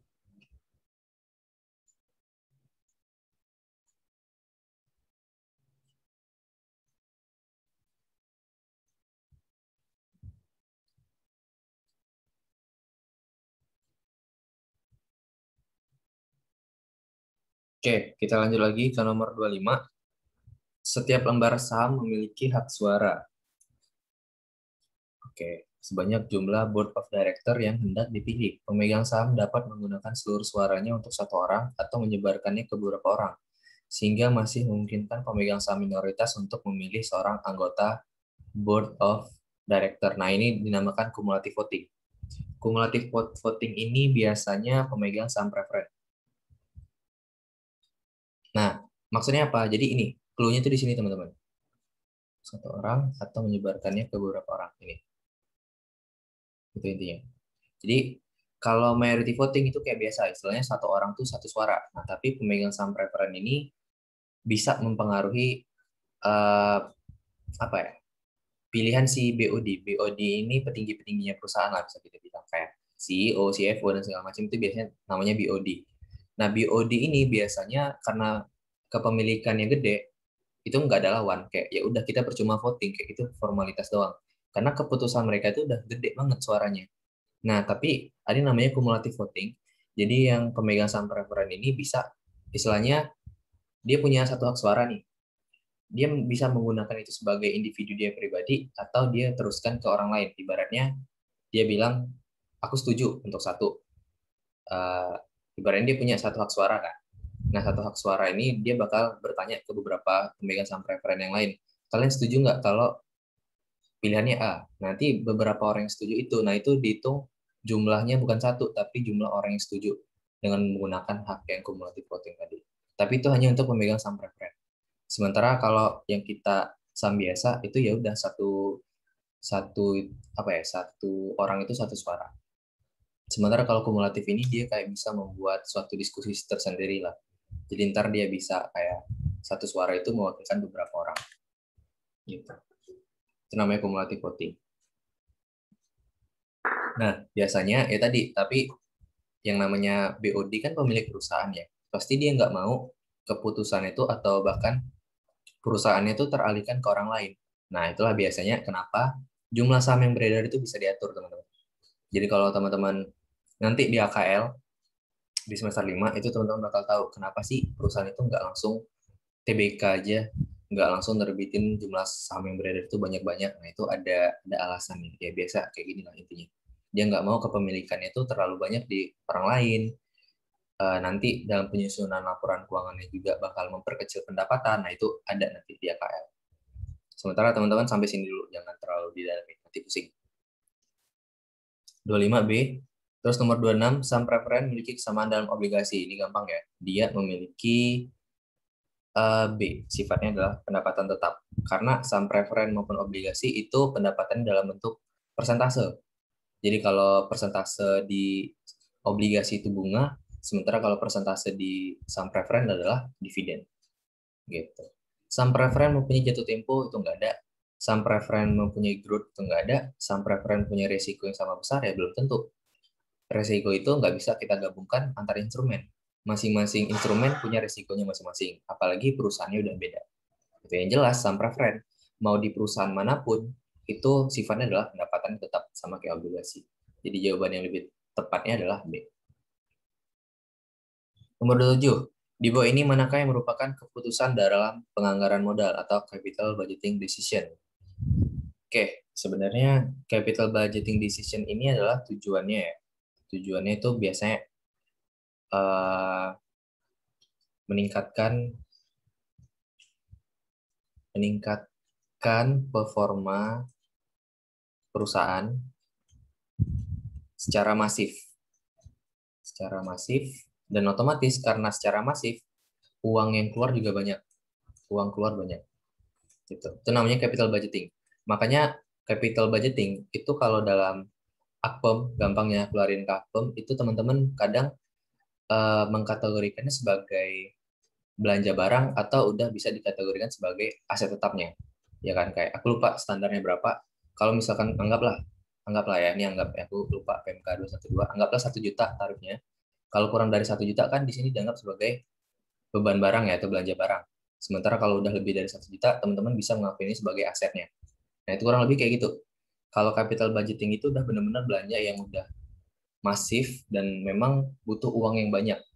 Nah, jadi di bawah ini merupakan keputusan dalam penganggaran modal itu, nih jawabannya, 27D. Mengganti peralatan yang sudah usang ya, bukan using. Gitu.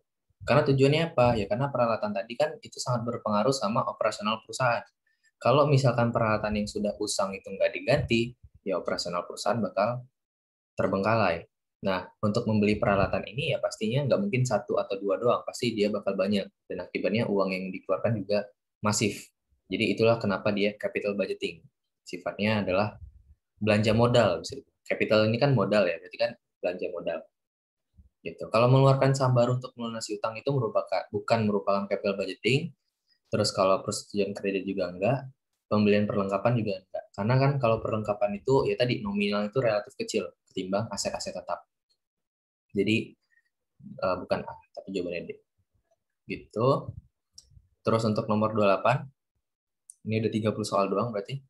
Proyek A mempunyai NPV 100 miliar dan proyek B NPV-nya 70 miliar. Keadaan mana yang membuat perusahaan memilih proyek B? Oke, di sini proyek A itu NPV-nya udah lebih tinggi daripada proyek B. Jadi dalam kasus manapun, bukan dalam kasus manapun ya, hampir di semua kasus A itu pasti menang. Tapi ada kondisi B itu bisa menang kalau um, jawabannya itu tadi. Nih, jawabannya D.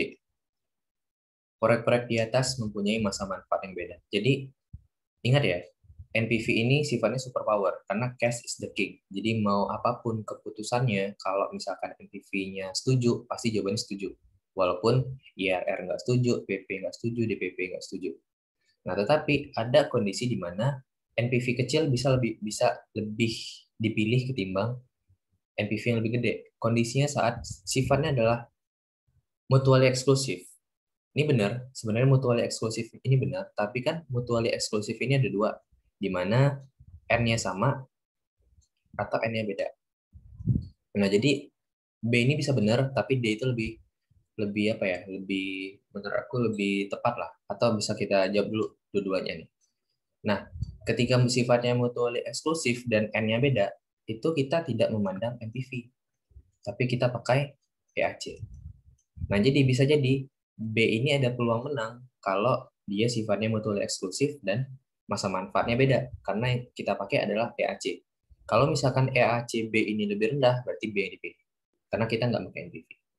Gitu. Jadi ada peluang B menang, walaupun NPV B itu lebih rendah daripada A.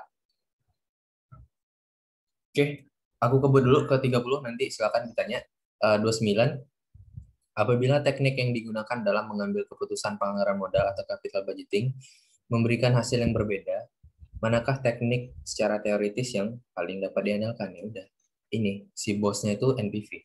Jadi mau apapun hasil keputusan dari DPP, IRR, MIRR, ya kalian kalian harus ngalah lah istilahnya kepada NPV. Karena balik lagi ke konsep finance, yaitu cash is the king. Terakhir, Cila dan Cilo sedang mempertimbangkan resign dari PNS. Mereka sedang mempertimbangkan membeli franchise sebuah produk makanan. Franchise sedang naik daun dan memberikan aliran kas masuk yang cukup signifikan. Namun mereka tidak yakin untuk selanjutnya karena dipastikan akan banyak bisnis yang meniru. Teknik yang paling cocok itu menurut aku ya adalah DPP, discounted payback period. Jadi ini khusus franchise juga pada umumnya. Franchise itu biasanya ada masanya teman-teman. Kayak ya udah mungkin sekarang lagi zamannya janji jiwa karena Pak Mu, terus ada lain hati ya kalau di kopi-kopi itu. Itu ada masanya. Kita lihat aja kapan selesai masanya janji jiwa ini. Kapan selesainya lain hati ini atau franchise-franchise lain. Nah, makanya acuan yang paling tepat itu adalah discounted payback periodnya. Kapan sih kita balik modalnya? Kan franchise juga kita bayar per tahun ya. Jadi bisa kita bilang kita nerapin misalkan balik modal itu dalam 3 tahun. Nah, setelah kita perhitungkan rupanya dalam 2 tahun itu bisa balik modal, ya udah berarti kita ACC. Tapi ternyata balik modalnya misalkan 5 tahun, ya udah mending gak usah. Karena tadi sifatnya franchise itu musiman, teman-teman. Kayak dulu mungkin teman-teman lihat banyak franchise-franchise lain kayak apa ya? Kayak Thai tea atau apapun itu, coklat dan segala macam. Itu sekarang udah habis masanya. Nah, itu. Jadi ketimbang kita ngelihat dari uh, apa ya? Ketimbang kita ngelihat dari indikator lain, tapi di antara empat ini yang paling benar adalah yang paling efektif ya untuk franchise adalah DPP atau discounted payback period. Kalau misalkan ada NPV, ya udah pasti jawaban NPV. Itulah kenapa di soal nggak ada NPV. Gitu. Itu dulu untuk nomor sekian, silakan. Ada yang bertanyakan? Aku izin minum bentar.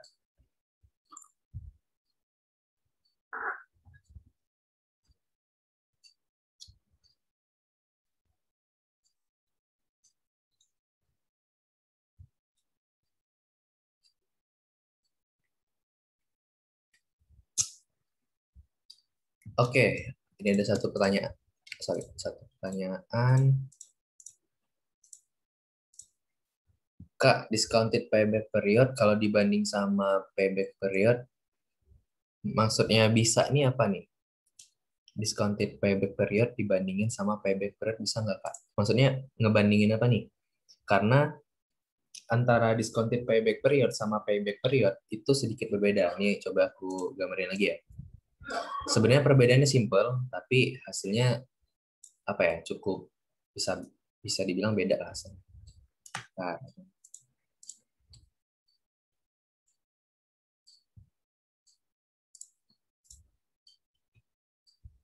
oke, pilih DPP pas keadaan kurang pasti gitu ya.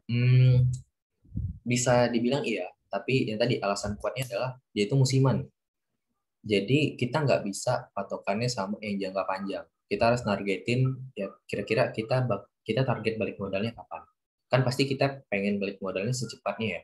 Sementara kalau kita coba ya, kalau kita pakai profitability index, ini kan hanya ngebandingin sama pengeluaran pengeluaran sama pendapatan kita ya.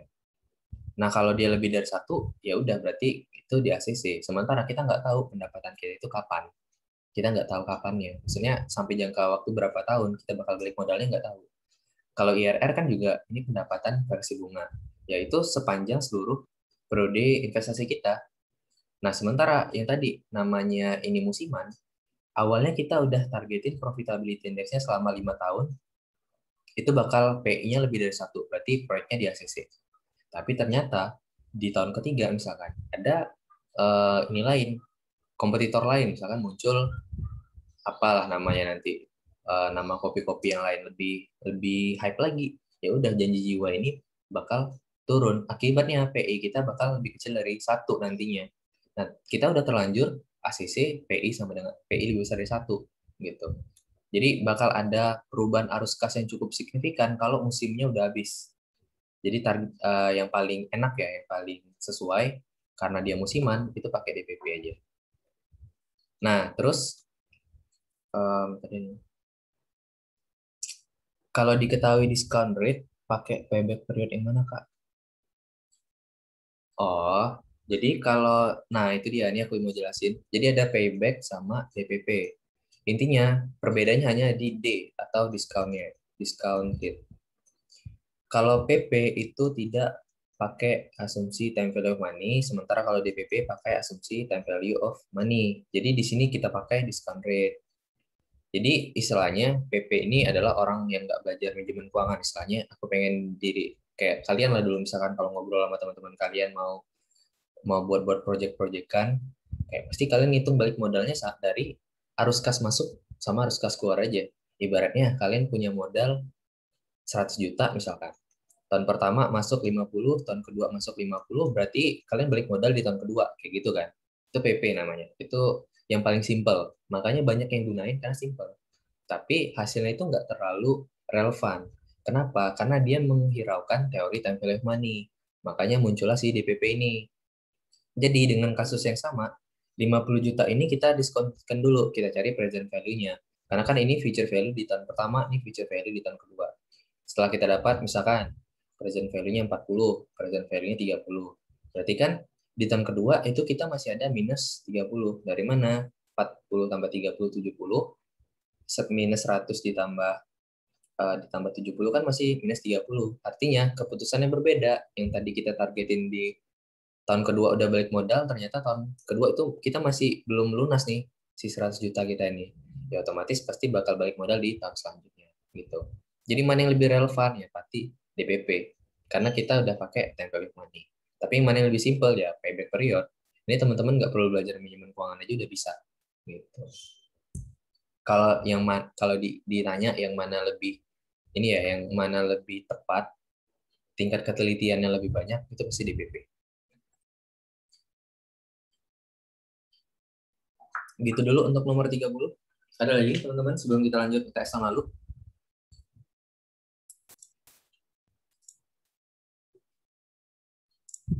Oke.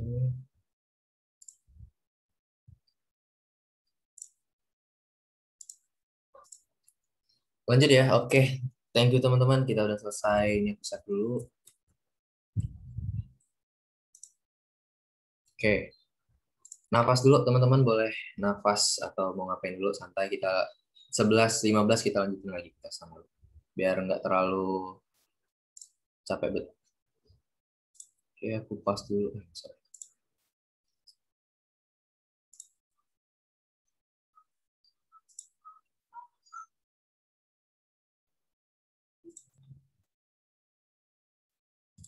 Oke, kita lanjut lagi. Nah, ini soal uh, soal soal yang aku kerjain tahun lalu. Jadi semester 4 itu kan apalagi periode UTS itu yang periode pertama kita benar-benar online ya.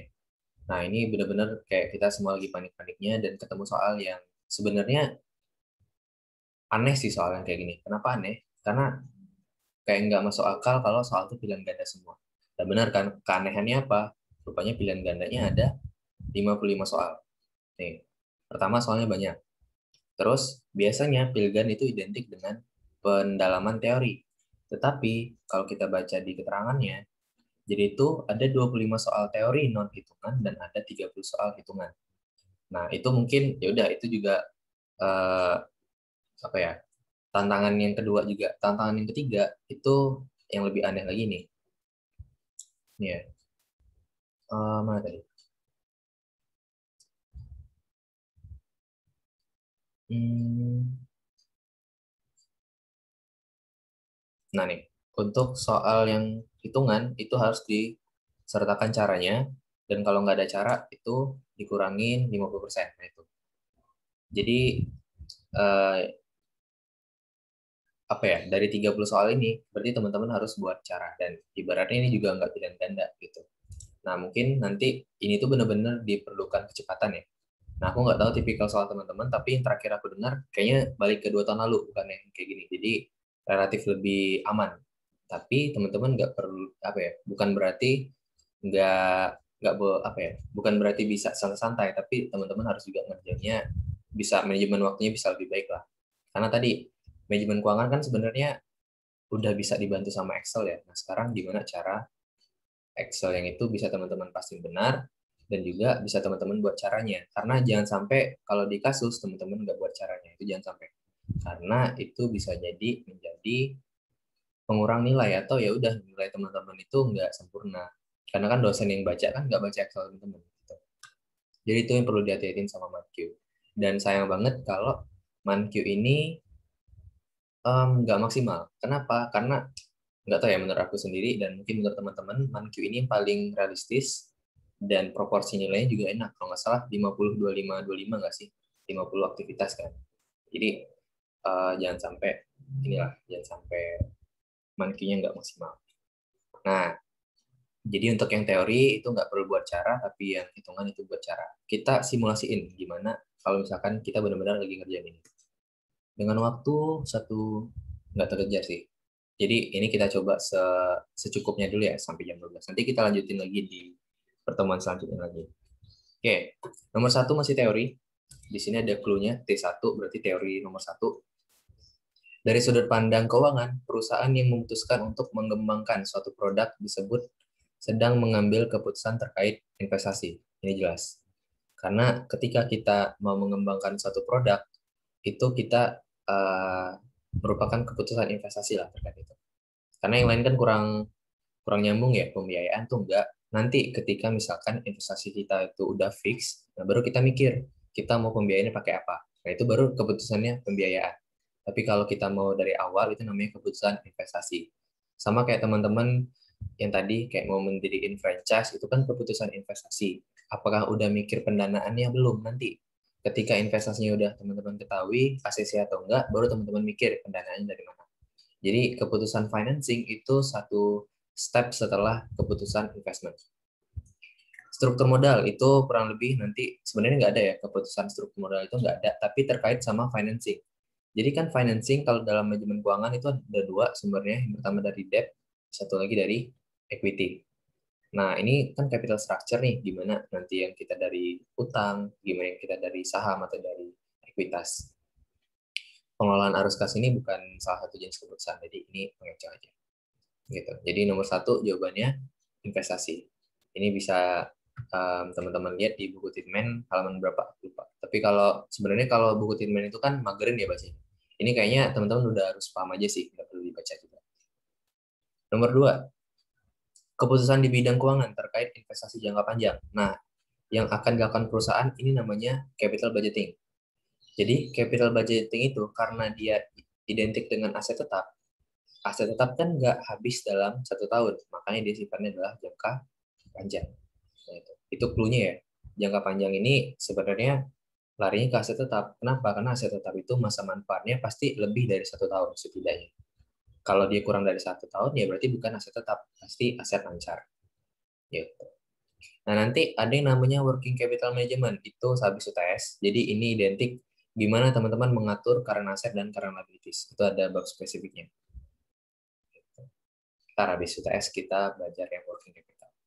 Jadi untuk nomor 2 ini jawabannya adalah capital budgeting. Kemudian nomor 3 berikut ini termasuk capital structure decision. Nah ini yang tadi menyatu dengan ini ya, menyatu dengan financing tadi. Berarti kita lihat membuka cabang baru ini enggak, mengelola modal kerja ini berarti working capital management tadi, melakukan riset ini bagian dari investasi. Jawabannya D. Kita menerbitkan obligasi untuk membiayai ekspansi perusahaan. Nah ini kan, jadi kita itu mau ekspansi, berarti kan ini investasi nih. Nah sekarang kita mikir investasinya pakai apa. Nah makanya di sini ada menerbitkan obligasi. Jadi keputusan financing kita adalah menerbitkan obligasi atau capital structure decision. Jadi ingat yang namanya capital structure decision itu berarti keputusan terkait pembiayaan kita mau pakai apa, mau pakai debt ataupun ekuitas. Tentunya ini kalau nggak salah juga ada materi habis UTS, itu lebih spesifik lagi terkait capital structure decision, gimana teman-teman nanti mempelajari lebih spesifik kenapa ada ada perusahaan yang lebih ngandelin obligasi, kenapa ada perusahaan yang lebih ngandelin ekuitas. Nanti ada bab spesifiknya. Nah, itu dulu nomor 3. Silakan 1, 2, 3 ada yang mau bertanya, teman-teman? Kalau nggak ada, kita teruskan dulu.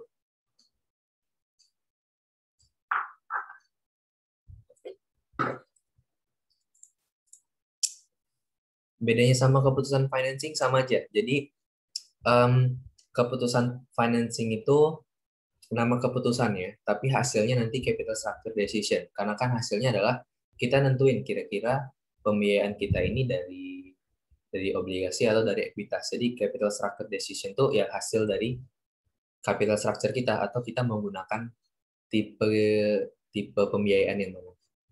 Jadi sama aja sebenarnya pembiayaan sama capital structure.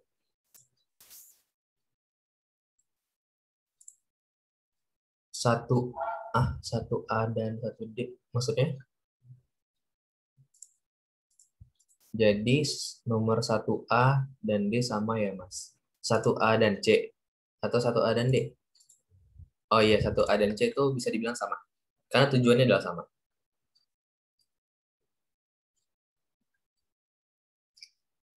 Oke, ada lagi teman-teman? 1, 2, 3.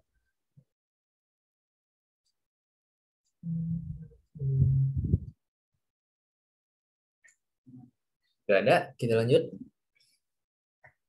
Ini masih, ya gini-gini aja sih soalnya. Kita lanjut dulu ya, 4 sama 5 sebelum masuk ke hitungan. Berikut ini termasuk partisipan di pasar keuangan. Ingat, partisipan keuangan itu ada 3. Yang pertama ada B, terus di sini adalah lembaga keuangannya, di sini adalah penabungnya. Nah, jadi jawabannya B. Jadi lembaga keuangan ini sebagai moderatornya, ibaratnya yang mewadahi semuanya. Borrower ini yang butuh uang, saver ini yang uangnya lebih, ini yang BU butuh uang. Nah, jadi ketika kita butuh uang, kalau kita masuk ke pasar keuangan, ibaratnya kita masuk ke lembaga keuangan atau institusi keuangan, nanti pasti yang saver ini, yang uangnya kelebihan, dia nabungnya di lembaga keuangan. Nah, nanti di sini ada istilahnya, ada alokasi lah dari yang pihak yang lebih ke pihak yang kurang dana. Nah, itulah fungsi dari pasar keuangan. Nah, jadi jawabannya borrower, saver, dan institusi keuangan. Pelaku usaha perbankan pemerintah ini kurang tepat. Mutual fund, hedge fund, investment bank ini enggak. Ini jenis-jenis lembaga keuangan ya, atau jenis-jenis institusi keuangan. Mutual fund itu kayak reksadana, hedge fund itu ini nanti kalau teman-teman belajar di perdagangan internasional di manajemen keuangan, ada namanya hedge fund. Hedge itu jaminan. Jadi ada transaksi yang membutuhkan jaminan. Nanti kalau udah transaksi sifatnya internasional, ada namanya hedge fund. Jadi ada dana yang menjadi jaminannya, itu namanya hedge fund. Investment bank itu bank investasi. Di Indonesia nggak ada. Dealer, broker, regulator itu bukan ya. Ini merupakan pihak di institusi keuangannya juga. Jadi kalau broker tuh biasanya yang mewadahi pertemuan dari investor dengan perusahaan. Contohnya broker di Indonesia itu misalkan MNC Sekuritas, terus Indo Premier. Nah itu kalau teman-teman invest pakai Indo Premier itu broker. Kalau teman-teman nggak pakai Indo Premier, teman-teman nggak bisa ketemu sama perusahaannya. Nah sementara kalau regulator itu di Indonesia itu pemerintah diwakilkan sama Bursa Efek Indonesia. Gitu. Untuk nomor 4, nomor 5, berikut ini institusi yang beroperasi sebagai financial intermediaries atau ya penengah keuangan lah yang mempertemukan. Kecuali untuk nomor 5 ini jawabannya D. Perbankan komersil ini jelas karena kan kalau kita ibaratnya kalau kita nabung kan kita nabung ke bank dan juga kalau misalkan ada teman-teman yang butuh kredit ke bank, teman-teman ngajuinnya ke bank. Nah, itu kan sama aja dia sebagai financial intermediaries. Mutual fund ini reksadana, ini juga sama. Terus perusahaan asuransi ini juga, karena kan kalau misalkan teman-teman, ibaratnya kan asuransi ini juga salah satu investasi ya, tergantung nanti jenis asuransinya apa. Misalkan, kita kan kalau ikut asuransi, kita bayar premi tiap bulannya. Dan nanti uang kita itu nggak didiemin di perusahaan asuransinya aja. Di sisi lain, mungkin ada di antara 250 juta orang di Indonesia ini yang terjadi kemalangan misalkan. Uang yang kita setor itu diputar ke yang terjadi kemalangan itu. Nah, itu gimana cara perusahaan asuransi sebagai financial intermediaries. Sementara sertifikat Bank Indonesia atau SBI ini adalah instrumen keuangan. Gitu. Ini kalau teman-teman ingat di pelajaran makro sebagai open market policy atau kebijakan pasar terbuka sebagai salah satu dari kebijakan moneter. Gitu. Jadi yang bukan sebagai financial intermediaries adalah SBI. Gitu untuk nomor 45. Gimana teman-teman? Sebelum kita lanjut ke hitungan.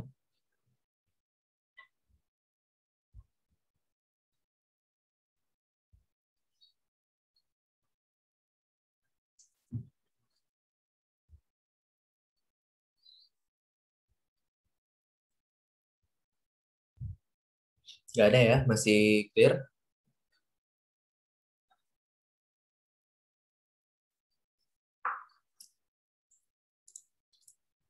Oke. Kalau masih aman, kita lanjut. Nah, ini here we go again. Kalau kata CJ di GTA ya. Ya, kita ketemu lagi sama tabel-tabel kayak ini. Dan nggak tahu ya, kalau aku pribadi, nanti ini tuh teman-teman belajar ini terus loh. Manajemen keuangan, ALK, audit, kayak gini-gini doang. Jadi ya udahlah, kayak kalau nanti udah terbiasa, insya Allah ini nggak jadi masalah. Tapi ya bosan juga. Karena sebenarnya kan gitu-gitu aja ya, kayak asset ratio, rumusnya apa, operating profit margin. Nah, gitu. Nah, untuk nomor 6 sama 7 itu adalah soal hitungan karena nggak ada kode T-nya. Berarti di sini kita diwajibkan buat cara di lembar jawaban. Nah, asset ratio. Asset ratio itu sebenarnya ya, merupakan rasio dari bagian dari rasio likuiditas. Artinya, dia menunjukkan gimana kemampuan perusahaan dalam melunasi utang-utang jangka pendeknya. Atau ibaratnya gimana cara perusahaan, gimana kemampuan perusahaan dalam menghasilkan kas. Gitu.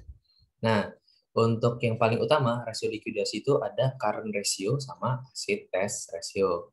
Current ratio adalah current asset per current liabilities, sementara kalau asset test ratio adalah current asset dikurang inventory per current liabilities. Nah, kenapa sih asset test itu mengeluarkan inventory dari current asset? Nah, ini biar teman-teman juga ingat kembali bahwa inventory itu di antara current asset yang lain, dia itu lebih lama dikonversi menjadi kas ya. Karena inventory ini melibatkan pihak ketiga, di mana kita harus menjual inventory dulu, baru bisa cair menjadi kas. Nah, akibat proses tersebutlah yang membuat inventory ini lebih lama dicairkan menjadi kas. Makanya muncullah asset test ratio.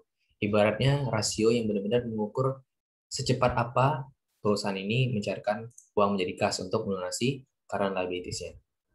Gitu. Makanya biasanya ATR ini nilainya akan lebih kecil dari current ratio karena dia mengeluarkan inventory. Kita lihat aja. Nih, ini udah enak banget soalnya. Di sini diminta tahun berapa? Aduh, tahun 2019 ya. Nah,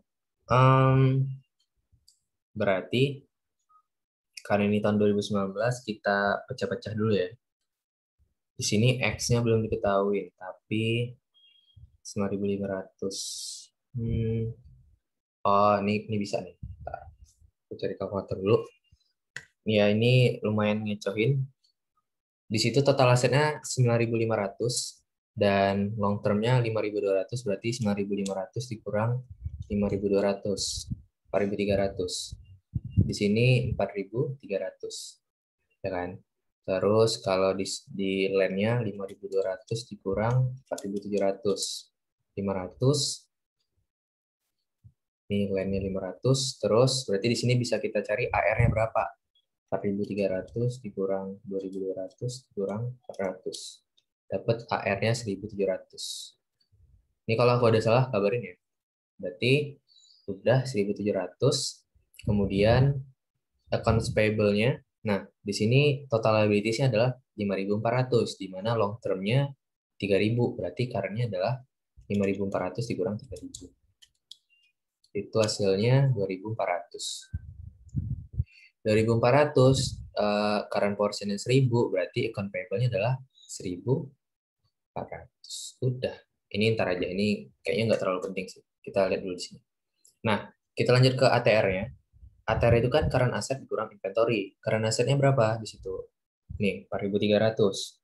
Terus inventorinya berapa? 2.200. Berarti masukin aja 4.300 dikurang 2.200 per current liabilities-nya tadi nih 2.400. Nah, nanti teman-teman dapatkan hasilnya adalah 0,875. Karena di soal nggak ada yang 0,875, kita bulatkan terdekat yaitu 0,9. Nah, coba kita buktikan pasti current ratio-nya lebih tinggi.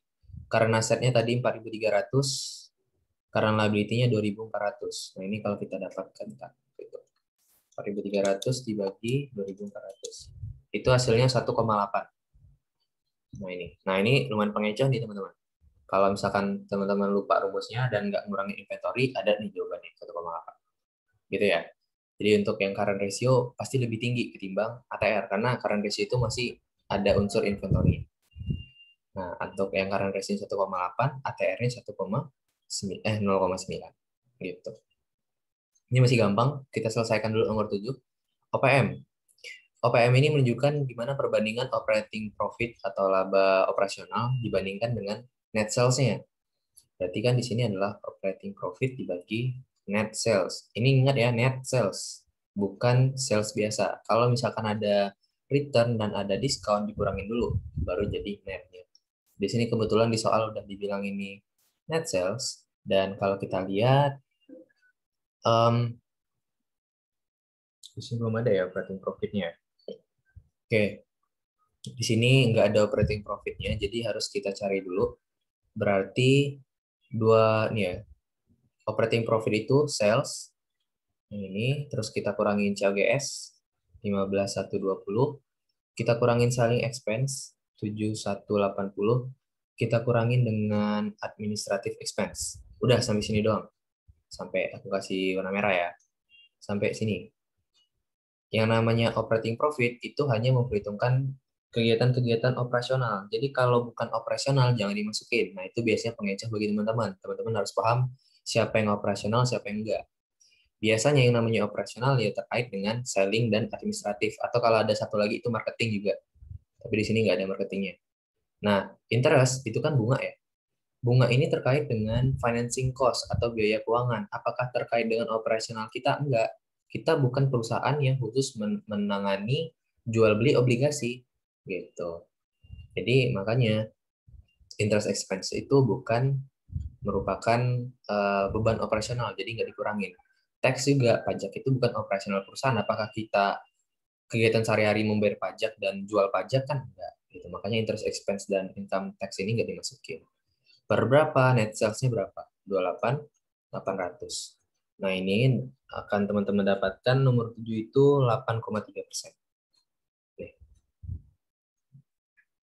Gitu, untuk nomor 67 ada yang mau ditanyakan sebelum kita lanjutin? Ya, interest revenue juga jangan dimasukin ya, karena interest revenue itu kalau di struktur laporan keuangan merupakan other revenue, bukan operating revenue. Gitu. Dia other sifatnya. Itu dulu. Jadi untuk yang kalau misalkan nggak dibedah satu-satu kayak tadi, maksudnya nggak dispesifikin ya kalau other itu apa aja, itu kemampuan teman-teman lagi. Balikin ke pengetahuan teman-teman dari AKM sama pengakun kan kurang lebih udah paham lah ya, mana yang operating, mana yang other, atau nanti bahkan dimasukin yang mungkin other comprehensive income. Nah itu jangan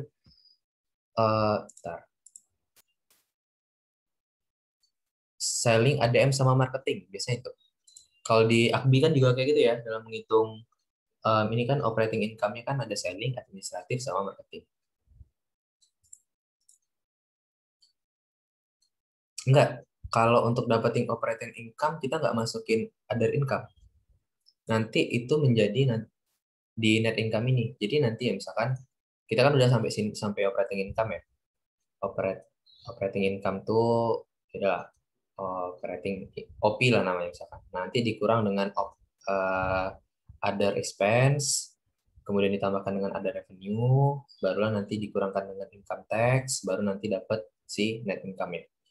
Gitu. Ya, nah itu juga penting nih.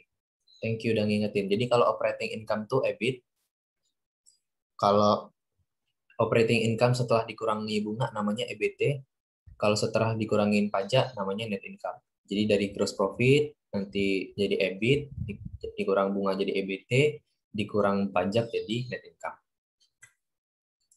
Tuh ya, itu jangan teman-teman lupain juga karena mungkin ada beberapa orang yang masih bingung sama istilah ini karena kan memang kita dalam sehari-hari di akuntansi nggak pakai ini ya, tapi kita pakai yang operating income, terus net income dan segala macam. Jadi kalau muncul istilah ini jangan sampai bingung. Sebenarnya sama aja.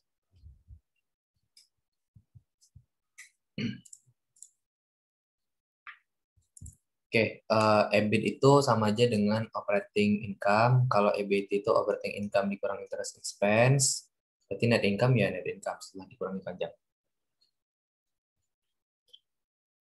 Gimana untuk nomor ini?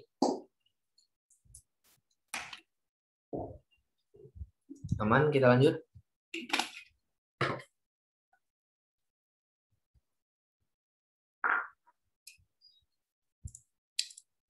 Oke, kita lanjut lagi ke nomor. Nah, ini teori nih. Penurunan pada ROE dapat disebabkan karena peningkatan komponen berikut ini. Oke, jadi biar gampang ya, teman-teman buat dulu rumus ROE. Kalau aku biasanya kayak gini, kalau mau menganalisis. ROE itu rumusnya net income per common stock ya, per common equity. Nah, di sini kan berarti kemungkinan ya, kalau ada perubahan ROE, pasti pengaruhnya dari NI atau common equity. Oke, mungkin common equity itu simple, kayak ya udah saham biasa aja. Nah, net income ini, kalau kita balikin ke laporan keuangan nih, kita lihat contohnya. Sebelum menjadi net income, apa aja di atasnya? Ada net sales, ada COGS, ada expense, ada other expense, ada revenue, pajak. Nah gitu. Jadi bisa merembes kemana-mana. Gitu. Jadi jangan sampai teman-teman bingung, lah kok nggak ada nih perubahan net income? Ya karena net income itu sendiri merupakan muara dari anak-anak sungai. Nah jadi kita cek dulu, misalkan muara sungainya kotor, kita nggak bisa ngelihat dari muara sungainya juga. Kita lihat anak-anak sungainya gimana, gitu. Kurang lebih kayak gitu dalam analisisnya. Nah kita lihat di sini um, peningkatan ya, di sini dibilang adalah penurunan ROE. Gimana kalau penurunan ROE itu disebabkan sama peningkatan apa? Yang pertama kita lihat tax rate. Tax rate, um, oke, tax rate kalau meningkat, otomatis kan net income berkurang ya. Ketika net income berkurang, itu ROE bakal turun. Berarti ini benar. COGS. Kalau COGS meningkat, maka net income kita bakal turun, ya kan? Karena kan COGS ini beban. Beban semakin banyak, net income semakin turun. Kalau net income turun, ya udah berarti ROE-nya turun. Berarti COGS sudah bisa. Ini udah yakin jawabannya ini. Kita lihat lagi total ekuitas. Kalau total ekuitas meningkat, nih kan, kalau di bawah meningkat, otomatis karena dia berbanding terbalik dengan ROE, maka ROE-nya bakal turun. Jadi ini juga bisa. Jadi jawabannya adalah salah satu dari A atau B atau C. Nah, yang perlu teman-teman garis bawahi di sini adalah common equity. Common equity itu ya jumlah saham biasanya aja. Kalau di soal itu biasanya common stock. Jadi nggak usah dimasukin sama preferen, nggak usah teman-teman masukin dengan retain earning, nggak usah teman-teman masukin sama atau misalkan ada OCI segala macam itu nggak usah. Yang penting saham biasa aja. Karena namanya common equitas. Gitu. Itu dulu untuk nomor 8. Jadi di sini karena peningkatan dari A, B, C ini maka menyebabkan penurunan ROE. Gitu ya teman-teman.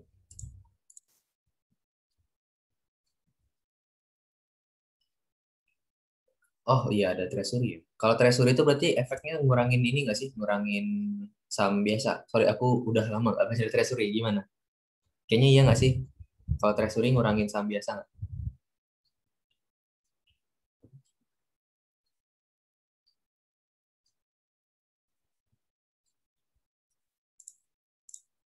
Ya oke. Berarti ntar dikurangin ya kalau ada treasury.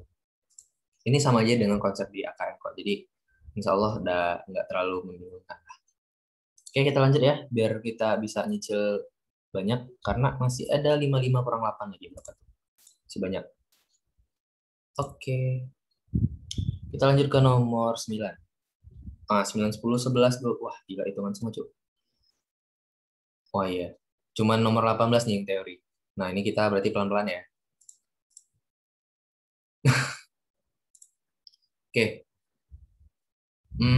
Oke, Anda adalah seorang investor di bidang kuliner. Kita berarti soal nomor 9. Oke. Kita adalah investor di bidang kuliner. Kemudian kita melihat ada rangkuman income statement. Ini dari tiga perusahaan, McDonald, KFC, AW, apa sih yang buat soal. Nah, kita diminta untuk mencari nilai B dan F. B-nya itu NPM. Nih, NPM si McDonald aja ya. McDonald nih aneh nyebutnya. Terus F itu adalah tato dari KFC. Nah, oh B dan F doang ya. Berarti di sini lumayan ini sih. Oke. Kita yang B dulu. B itu gampang karena dia net profit margin. Berarti ini B ya. NPM adalah net income dibagi net sales. Net income-nya berapa nih? Net income si McDonald ini 45.000. Terus sales-nya berapa? 750.000. Berarti berapa NPM-nya? NPM-nya adalah 6%. Nih, berarti otomatis pilihan C sama D salah ya. Nah, tinggal kita cari aja nih si F ya. F itu adalah tato. Tato itu rumusnya sales per total asset. Nah, sementara E-nya nggak ada. Nah, ini pinternya yang buat soal. Total assetnya nggak ada. Tapi bisa kita cari dari ROA bisa sih. Ya, kita misalnya juga nggak ada ya. Berarti kita harus cari semua nih. Nah, berarti kita carinya dulu. Kita cari asetnya dulu. Dari ROA. ROA itu rumusnya adalah, ROA butuh aset juga. Berarti kita nyarinya dari aset. Berarti dari sini. Dari si NPM. NPM-nya kan 0,4% di soal. Terus kan rumusnya adalah net income per sales. Berarti 0,4% sama dengan net income-nya adalah 35.000. Sales-nya yang kita cari. Nah, ntar kita dapatkan sales-nya itu berapa tadi? Sales-nya 8, atau 8.750.000. Nah, ini baru sales-nya. Sekarang asetnya lagi. Aset itu dari ROA. ROA tadi di sini 2%. ROA itu rumusnya sales per aset. Kalau nggak salah. Eh, hmm, kok di sini ROA?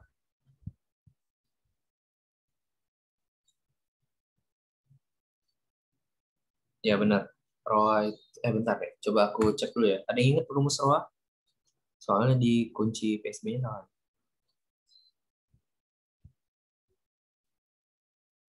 Oh benar. Jadi rumus ROA itu net income per total aset. Gitu. Oke, thank you, sama-sama. Nah, berarti di sini kita dapatkan net income-nya tadi berapa? 35.000. Total asetnya kita cari. Berarti berapa nih? Total asetnya kita dapatkan 1,75 ya. 1.750.000. Jadi di PSB itu salah rumus, tapi hasilnya sama. Nah, di sini tinggal kita masukin aja. Karena yang diminta adalah tato. Tato kan berarti sales per total aset. Sales per total aset. Masukin aja berapa nih tadi salesnya? Salesnya 8.750. Kita bagi dengan 1.750. Kita dapatkan tatonya adalah 5. Artinya kita bisa menggunakan aset secara efisien 5 kali lipat. Dengan kita menggunakan aset 1,75 aja, kita bisa menghasilkan penjualan 8.750. Berarti efisiensinya 5 kali lipat. Jadi jawabannya adalah B, 6% dan 5. Gitu. Itu ya, jadi ini gampang-gampang susah sih, asalkan teman-teman hafal rumusnya dan yakin dalam mencari polanya. Ini kan kayak sudoku ya, ya insya Allah bisa. Terus langsung aja kita sambung ke nomor 10 sekalian. Berapa sih net income dari AW? Net income-nya adalah H di sini. Sementara, ini kita cari lagi ya. Berarti net income-nya, net profit-nya aja. Kita nyari sales-nya dari sini bisa. Dari tato bisa. Berarti kita nyari salesnya dulu. Berarti dari tato. Aku pindahin ke sini aja deh nomor 10. Nah, tato kita balik lagi sama dengan sales per total aset. Karena tatonya tadi di sini adalah berapa nih? Total aset turnover-nya 0,4.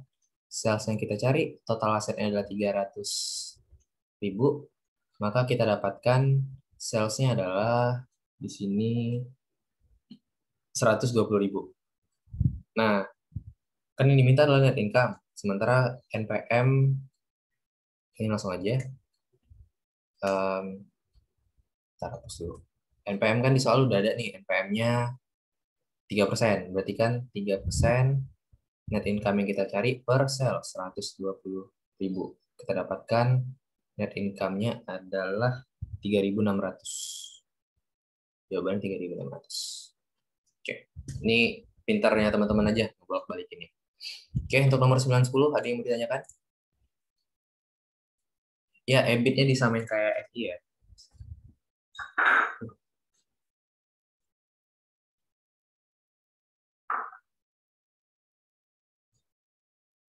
Silakan yang bingung teman-teman boleh.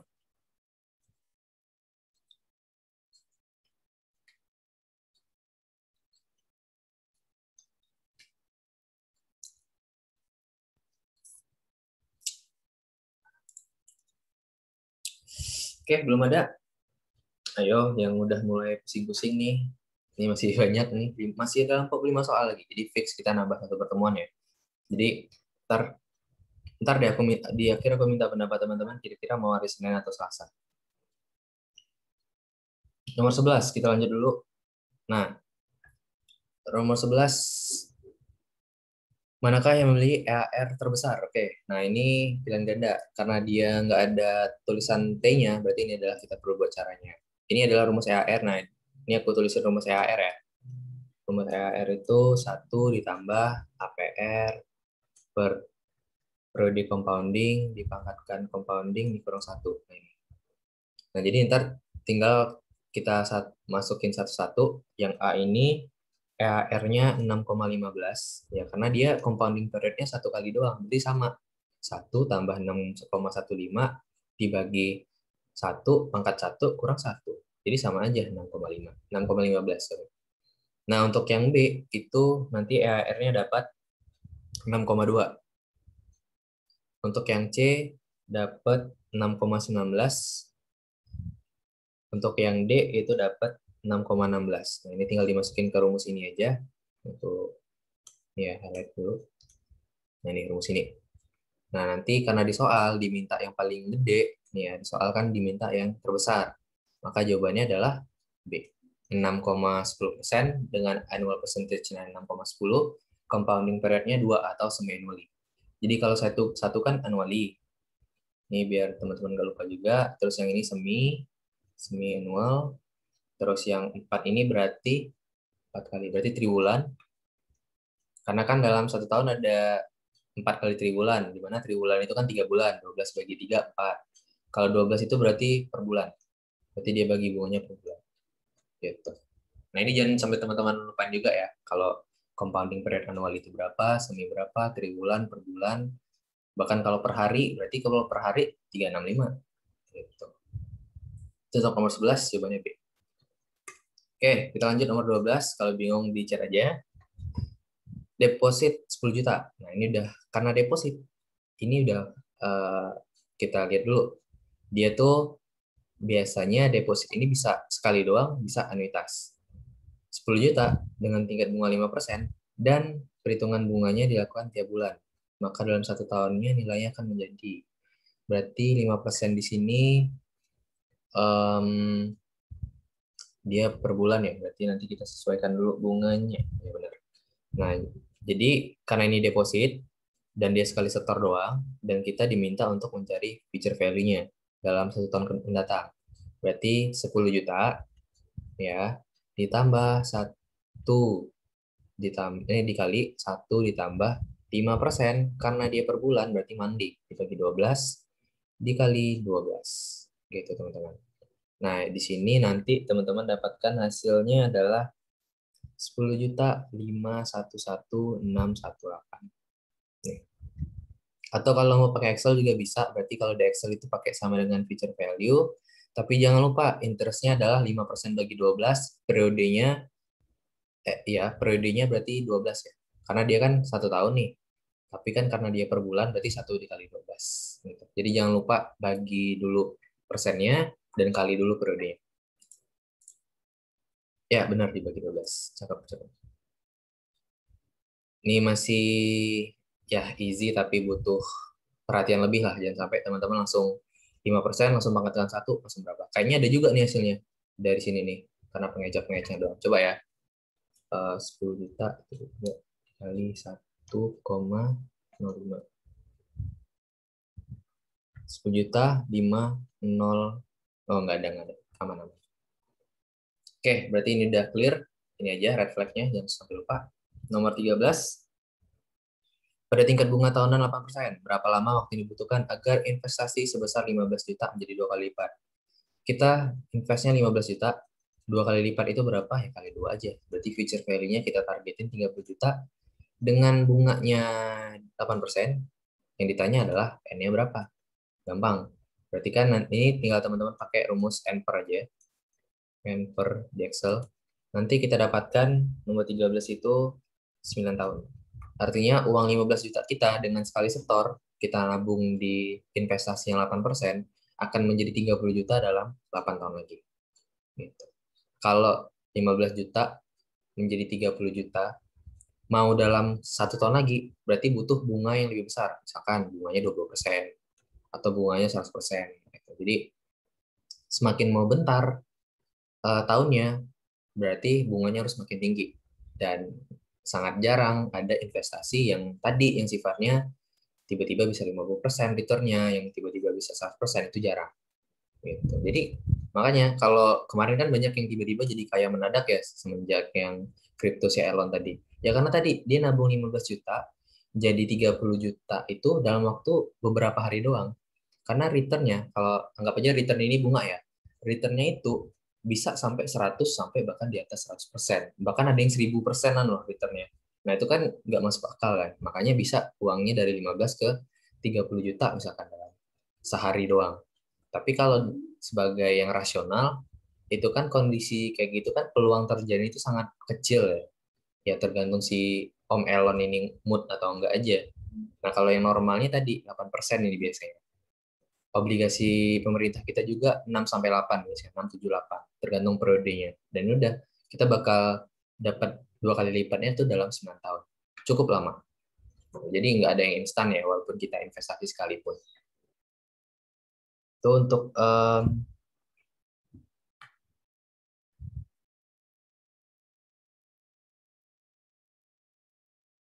untuk nomor ini 14 lagi. Nilai saat ini dari 50 juta yang akan diterima pada akhir tahun 10. Oke, berarti 50 juta ini adalah future value di tahun ke-10. Jika discount rate sebesar 5%, berapa sih PV-nya? Tidak gampang ya. Ini berarti 50 juta kita bagi dengan 1 ditambah 5% dipangkatkan 10. Dapat nomor 14 itu 30,695. Ini gampang juga. Itu untuk nomor 14. Nah, nomor 15 nih, ini udah mulai masuk yang aneh-aneh nih kayak. Samson diberi tabungan 50 juta di rekening yang memberikan tingkat bunga 7% per tahun. Simpanan tersebut dimaksudkan untuk digunakan membiayai kebutuhan selama 5 tahun. Oke, berapa rupiah yang dapat Samson ambil setiap tahunnya dalam jumlah tetap? Berarti 50 juta ini adalah PV. Ya. Berarti di sini yang dicari adalah PMT ya teman-teman. 50 juta ini adalah PV, 50 juta. Terus bunga ini adalah 7%. Terus N-nya 5 tahun. Yang ditanya adalah berapa PMT-nya. Jadi ibaratnya kita, si Samson ini punya uang 50 juta. 50 juta ini akan ditabung, ini ya, ditabung, pokoknya 50 juta ini udah ada di dalam tabungan dengan bunga tabungannya 7%. Nah, simpanan ini akan di-keep selama 5 tahun dan akan diambil rutin selama 5 tahun. Berarti kan yang dicari adalah PMT-nya berapa. Gitu. Nanti silakan pakai rumus sama dengan PMT aja, biar gampang di Excel. Itu kita dapatkan hasilnya adalah D. Berarti per tahun si Samson ini bisa narik 12,19 juta. Gitu. Jadi kayak ini ya, misalkan 1, 2, 3, 4, 5. Ya udah di sini bakal ada keluar 12,19, terus 12,19, 12,19, 12,19, 12,19. Nah, kalau kita lihat 12,19 dikali 5 itu sebenarnya udah 60 juta ke atas. Sementara tabungan ini hanya 50 juta. Kok bisa? Ya bisa, karena ada bunga. Gitu. Jadi seolah-olah nilainya itu lebih dari 50 juta. Itu apa ya, efek efek ajaibnya dari bunga. Sebenarnya nggak ajaib sih, tapi mungkin kalau orang orang yang nggak paham nilainya ajaib. Gitu. Nah, itu nomor 15. Nomor 16, Sinta membeli apartemen secara kredit 450 juta dengan tingkat bunga 12% per tahun. Berapa cicilan yang harus dibayar setiap bulan jika jangka waktu kredit 15 tahun? Oke. Um, ini KPR. Oke. KPR yang perlu teman-teman ketahuin. Bentar. 16 kan? Iya benar. Sebenarnya bisa. Tunggu. Berarti future value-nya nol.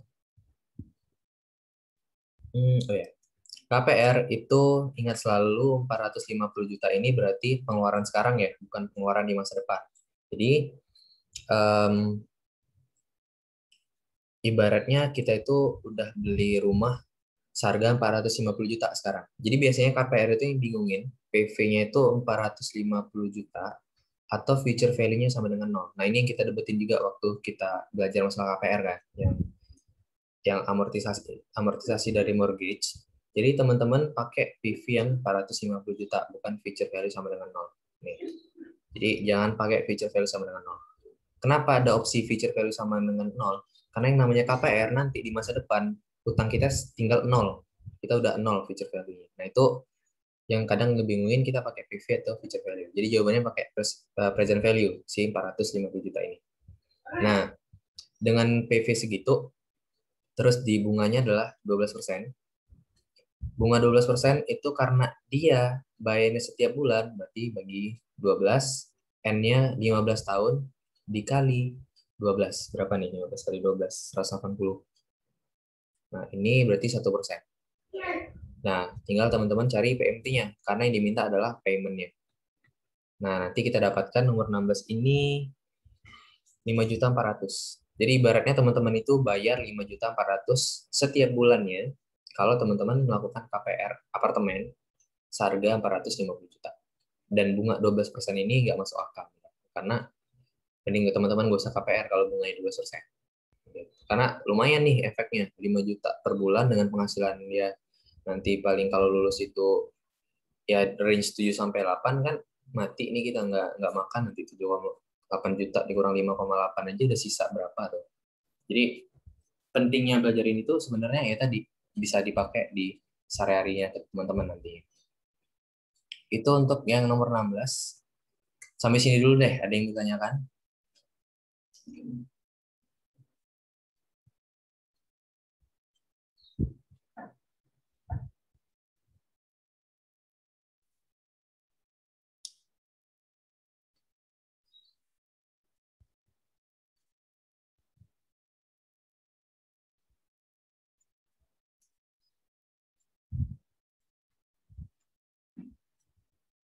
Oh, ini ada yang bertanya. Bentar.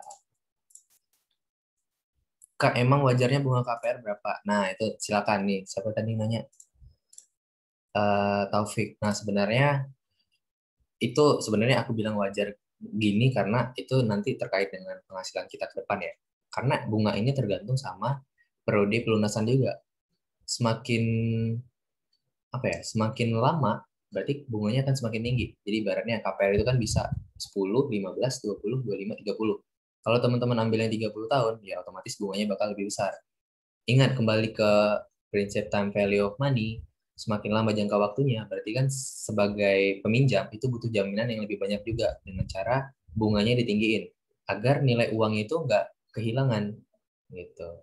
Karena kan dari jarak sekarang ke 30 tahun mendatang itu pasti inflasinya bakal sangat jauh. Nah, biar inflasinya yang nggak jauh atau nilai uangnya itu nggak kehilangan terlalu jauh karena inflasi, makanya bunganya ditinggiin. Tapi kalau teman-teman bisa ngebut kayak 10 atau 15 ya pasti bunganya bakal lebih rendah. Ya, tapi tergantung kemampuan juga. Jangan sampai karena teman-teman mau ngejar bunga yang kecil, tapi pembayaran per bulannya teman-teman nggak bisa saving, bahkan makan aja nggak bisa, ya jangan. Mending ambil lama aja. Gitu. Kenapa dibagi 12 dan N-nya dikali 12? Karena di sini adalah pembayarannya setiap bulan. Nah, ini. Itu apa ya, jebakan dari soalnya. Terus ini mungkin kita sampai nomor 16 dulu aja. Aku mau kasih red flag dulu dari KPR kayak gini. Kalau misalkan pembayarannya per bulan, jangan sekalipun teman-teman cari PV-nya dengan I 12%, dengan N 15, terus dapat dapat PMT-nya setahun berapa, misalkan PMT-nya setahun itu 60 juta, baru teman-teman bagi 12, itu salah. Oke? Aku baru ingat aku salahnya di sini kemarin. Karena ya tadi kayak aku ngerasa kalau misalkan kalau nggak salah jawabannya D deh kalau teman-teman pakai yang cara kayak ini kalau nggak salah ya. Maksudnya gini, kan di sini I-nya tuh dibagi 12, N-nya dikali 12, berarti kan bunganya jadi 12, N-nya 15 doang. Nanti langsung kita cari PMT-nya, misalkan PMT-nya 60 juta, berarti itu PMT selama 1 tahun. Dan aku ngide kemarin kalau itu langsung tinggal bagi 12 dapat PMT per bulannya berapa. Kalau nggak salah yang ini, yang D ini, tapi hasilnya salah. Aku ingat ini salah. Jadi kemungkinan besar atau yang memang lebih apa ya, lebih tepatnya adalah kita sesuaikan dulu periode bunganya, periodenya juga tidak kali 12, ya sesuai dengan prinsip time value of money kayak biasa. Jadi jangan sampai ada yang melanggar prinsip time value of money. Gitu aja. Itu red flag ya, udah beberapa red flag yang aku tandain tadi. Semoga teman-teman bisa dihati-hatiin aja di situ.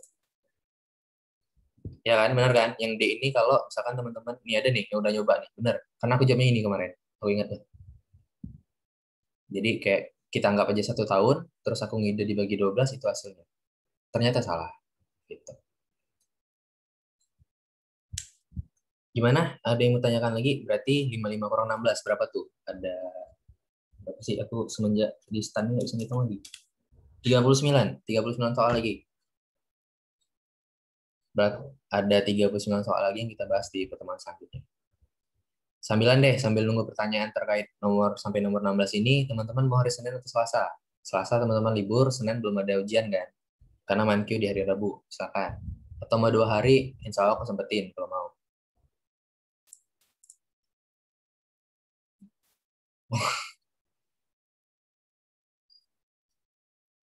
Kalau 2 hari mau nggak? Senin Selasa atau 1 hari doang?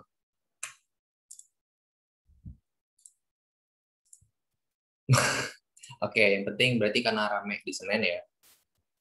Kita Senin dulu. Senin nanti aku usahain. Kan aku Senin tuh ujian ya. Ujian tuh sampai jam berapa? Jam 11 paling. Nanti kita antara sore atau malam aja ya. Karena kan kalau malam kan teman-teman nggak masalah nih. Karena Selasanya masih libur. Jadi ntar aku coba sesuai. Takutnya kalau siang aku belum ini sih belum belum nyiapin materinya.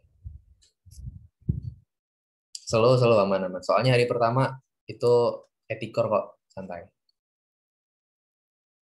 Teman-teman udah dapat etikor kan ya, kurang lebih kayak gitulah. Masih bisa di karang-karang lah dikit. Ya, gitu ya. Jadi insya Allah Senin ya. Ntar kemungkinan fixnya tuh Seninnya malam. Ntar aku kabarin fixnya lagi. Tergantung sama Zoom-nya Bro Yasin ini juga. Oke, ada lagi teman-teman. Kita cukupkan dulu aja. Karena kalau dilanjutin nanti udah bilang fokusnya juga. Oke, nggak ada ya. Rabu mat. BO lah kita bareng-bareng. Oke, kalau nggak ada ya udah aku stop share. Aku stop